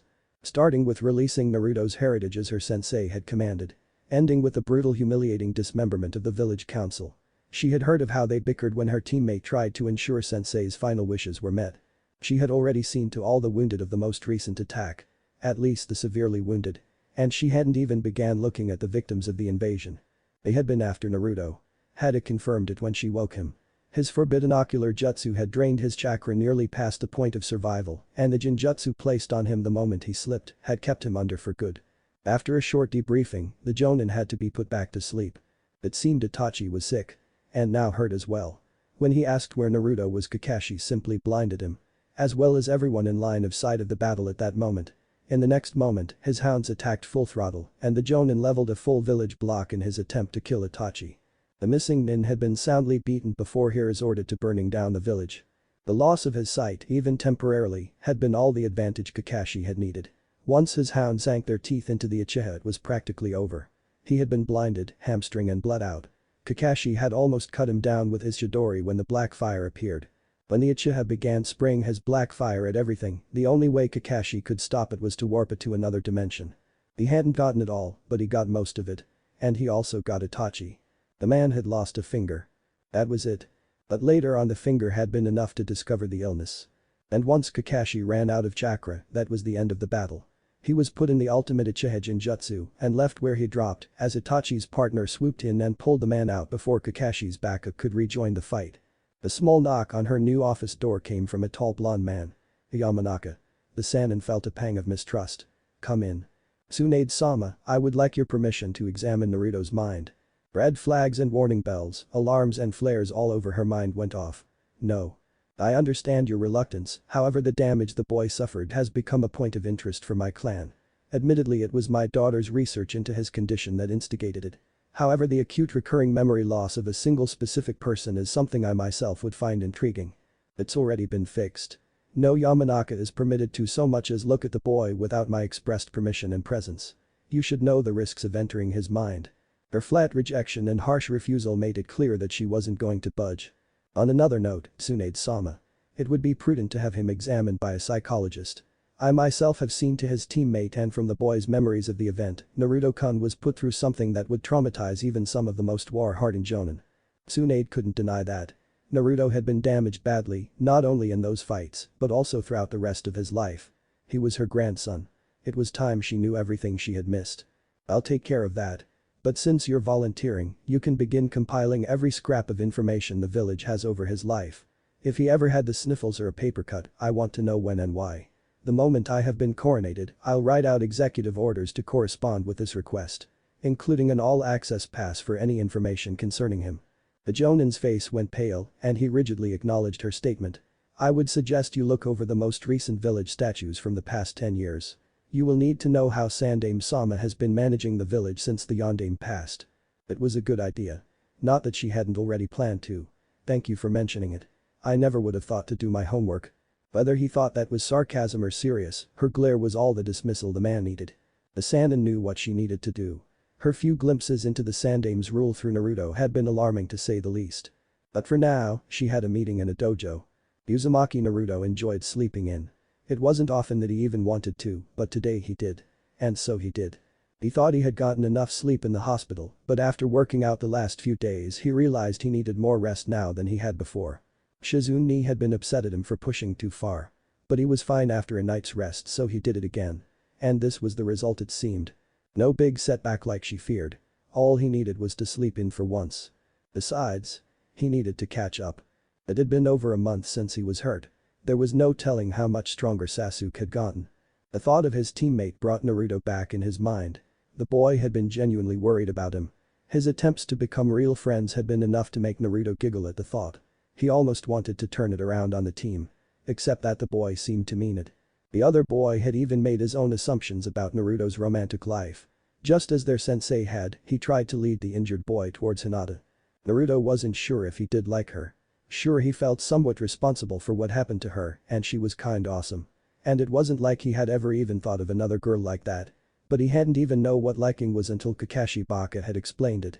He was going to be confused about this part for a long time, the one-eyed lazy son of a bitch. He still had a week of physical therapy before he could return to, and even then, as a chunin it was his choice. And when he saw that man again he was going to tear him a new one. He'd take the man's entire collection and burn them. He'd shave off that gravity-defying hair and super glue a black bowl cut to his bald head. Oh yeah. The jonin was going to pay. He'd make him weep. The flash of thought passed and he remembered a chibi Kashi curled in a ball weeping at the monument. He was a jonin and drunk as young as he was. He thanked the young boy's rival and sent him away. Little guy had never seen his friend like this. But knew that such loss was hard to live with. Naruto felt horribly sick. It was bad enough that he felt like he was peeping at the old man's private memories. But now Kakashi sensei's too. How was he supposed to get revenge on someone he had seen weeping like that? Shizune had gathered all of the documents, legal statutes, and even court proceedings from the last 10 years. Everything. It had taken almost 30 trips even with the Hokage slaves as Tsunade referred to the chunin assigned to his sister. Of course, if that was what her master demanded, she sure as hell wasn't going to argue. Taunton looked rather smug carrying that little whip in her mouth, marching like a royal general at arms. It wasn't like she would have been able to carry it all by herself. Even if there hadn't been so much of it, she had nearly exhausted herself healing the elder medic's injuries. How could that toad bastard be such a brute? Monster. She didn't want to say it, out of consideration for her loyal companion, but the word pig had even slipped out. Hence letting the poor lady hold the whip. Her master had been broken, almost as bad as Miss Haruno said Naruto-kun had been. Laying in a pool of her own blood at the bottom of a crater.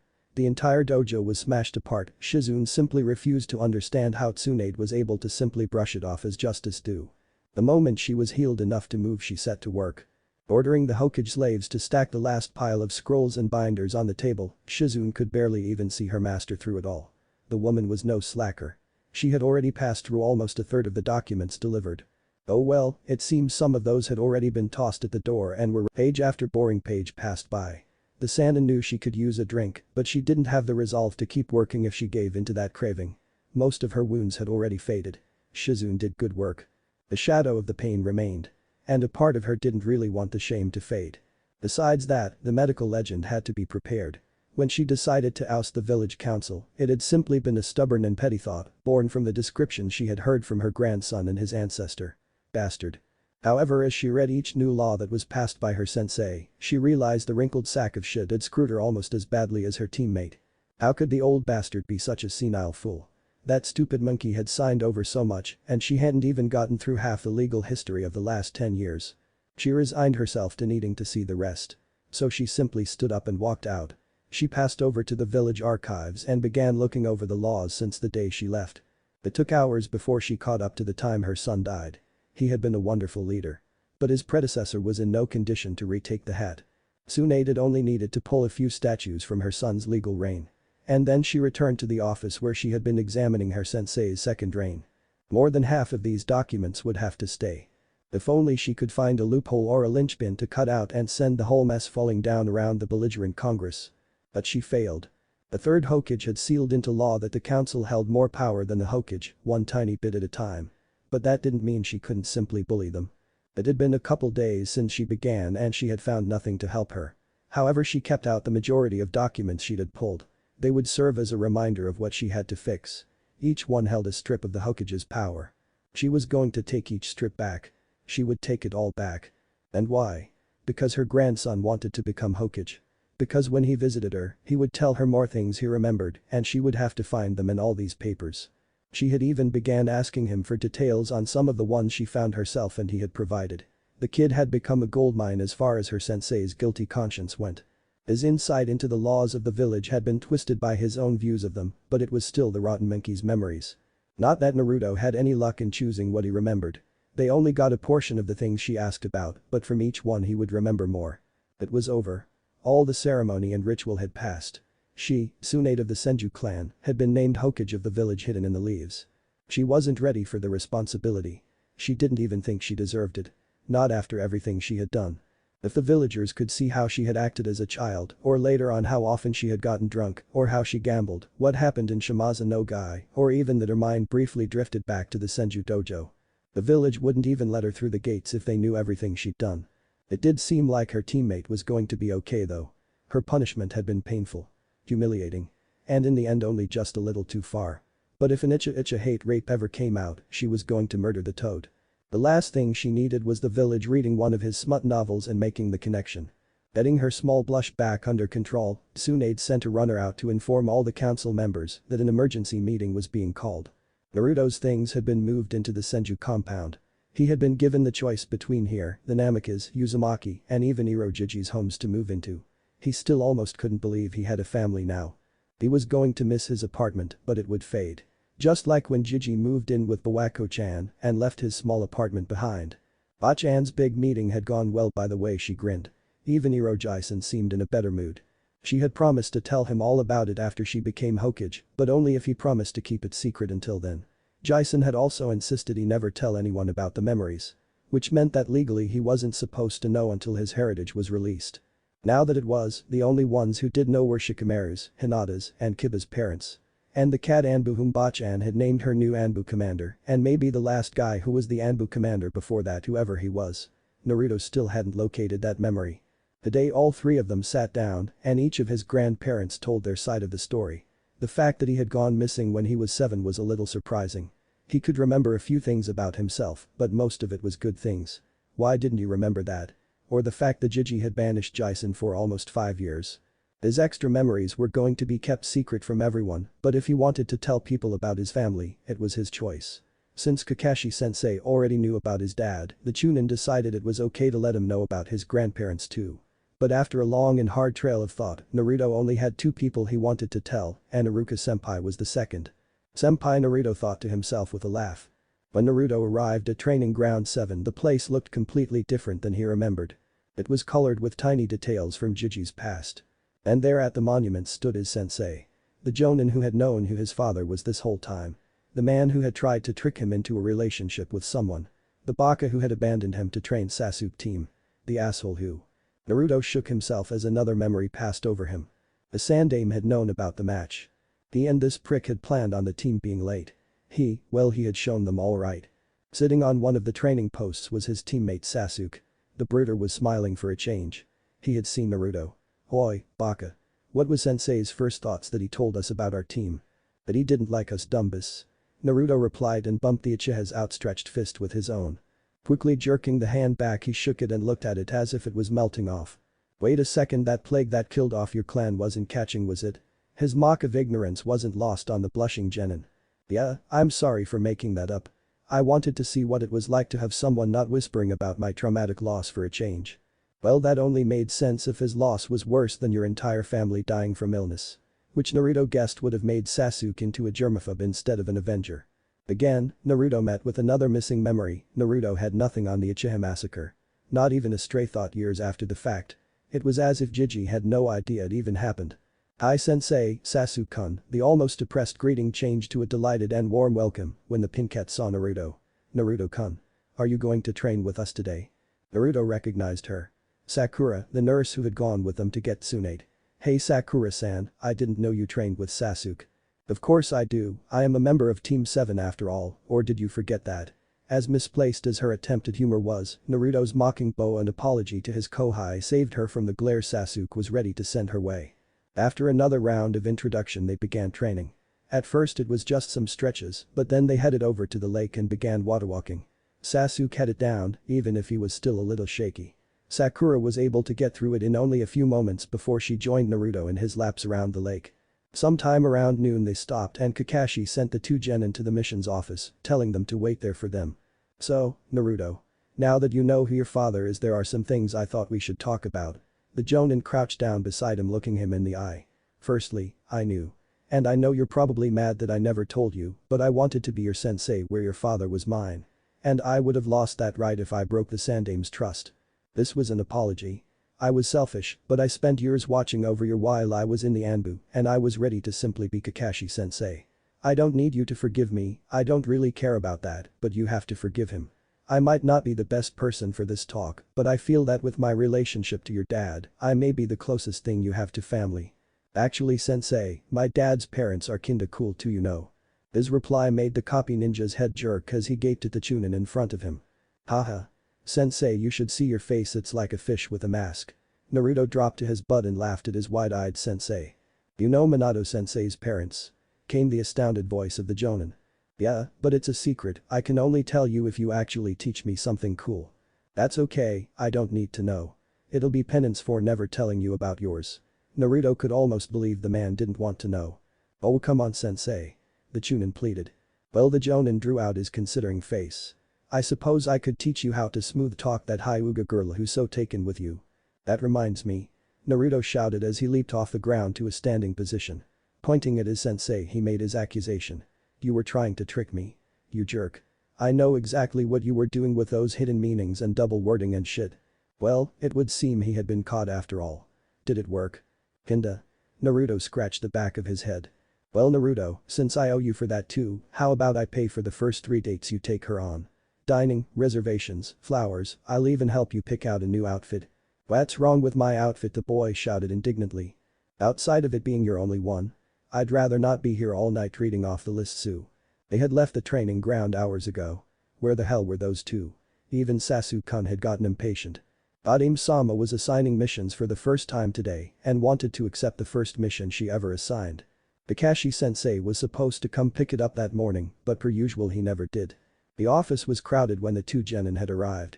Tsunade-sama was pissed and had simply told the waiting shinobi, if you don't like it, blame the lazy-ass sensei of Team 7. He's officially fair game to any retribution that doesn't involve property damage or other costs to the village. But leave his students alone, hell take pity on them. They're not his students by choice. By the time they got to the mission's office, it was nearly packed and others had already left or began gathering outside. Finally the jonin and Naruto burst through the doors. Sorry we're late Hokage Bachan. Came Naruto's joyful shout as he rushed to stand beside the genin of his team. I had to shake down some old mutt for what he owed me, by the way, Kiba, that wasn't funny, and you're going to get your shake down, too anyway. The old mutt could only pay me with new cloths and dinner reservations. Suu, wanting to get the most out of the deal, I had to go with him too. Naruto. Sakura snapped at him, that's not what you call the Hokage. Show some respect. It was bad enough he had been rude to her during the trip, but now she was the Hokage. And worse. They were in public. All the genin and jonin who had teams were here. They didn't need to hear his lame attempt at one of sensei's excuses. Oh, yes, sorry. Naruto took a step back and bowed, Hokage Basama. He asked, looking up at her and rubbing the back of his head. She couldn't help it. Really, she just couldn't. Inner Sakura cheered her on as she brought her hand up and swung it down on a collision course with the top of the Baka's head. The Hokage appeared instantly in front of her. Her still bandaged right arm held tightly in the medic's hand. And what else is my grandson supposed to call me? Sakura could only stare at her in shock as the woman leveled her with more killing intent than even Orochimaru had in the exam. If you ever hit him again, I will kill you where you stand. Sasuke's mouth dropped open. No way, you're the dope's grandmother. There was a crunch, a sharp gasp of pain followed by whimpers, and Tsunade leaned her head back as her free hand grabbed her face. Baka. The fifth Hokage groaned into her palm. Note. Yeah, Sakura took a good look at Ino's clan scrolls. She made a copy and learned enough to try the jutsu. But she didn't go through with it. Itcha. Hate rape. Publishes at the start of the Shippuden timeline of this story. Just thought you might want to know. Tsunade's talks with Naruto and his window into her sensei's mistakes led her to looking closely at the laws passed in the last few years. Her reaction to it was not pleasant. But what will she do to correct the issue? And what happened during the meeting? Kakashi's fight with Itachi went differently. Very much so. But what would have happened if he had gone all out without regard for bystanders? What if he had been willing to actually level a village block to kill the man? You can't tell me there isn't a jutsu to blind everyone who can see the area and that the copy ninja doesn't know it.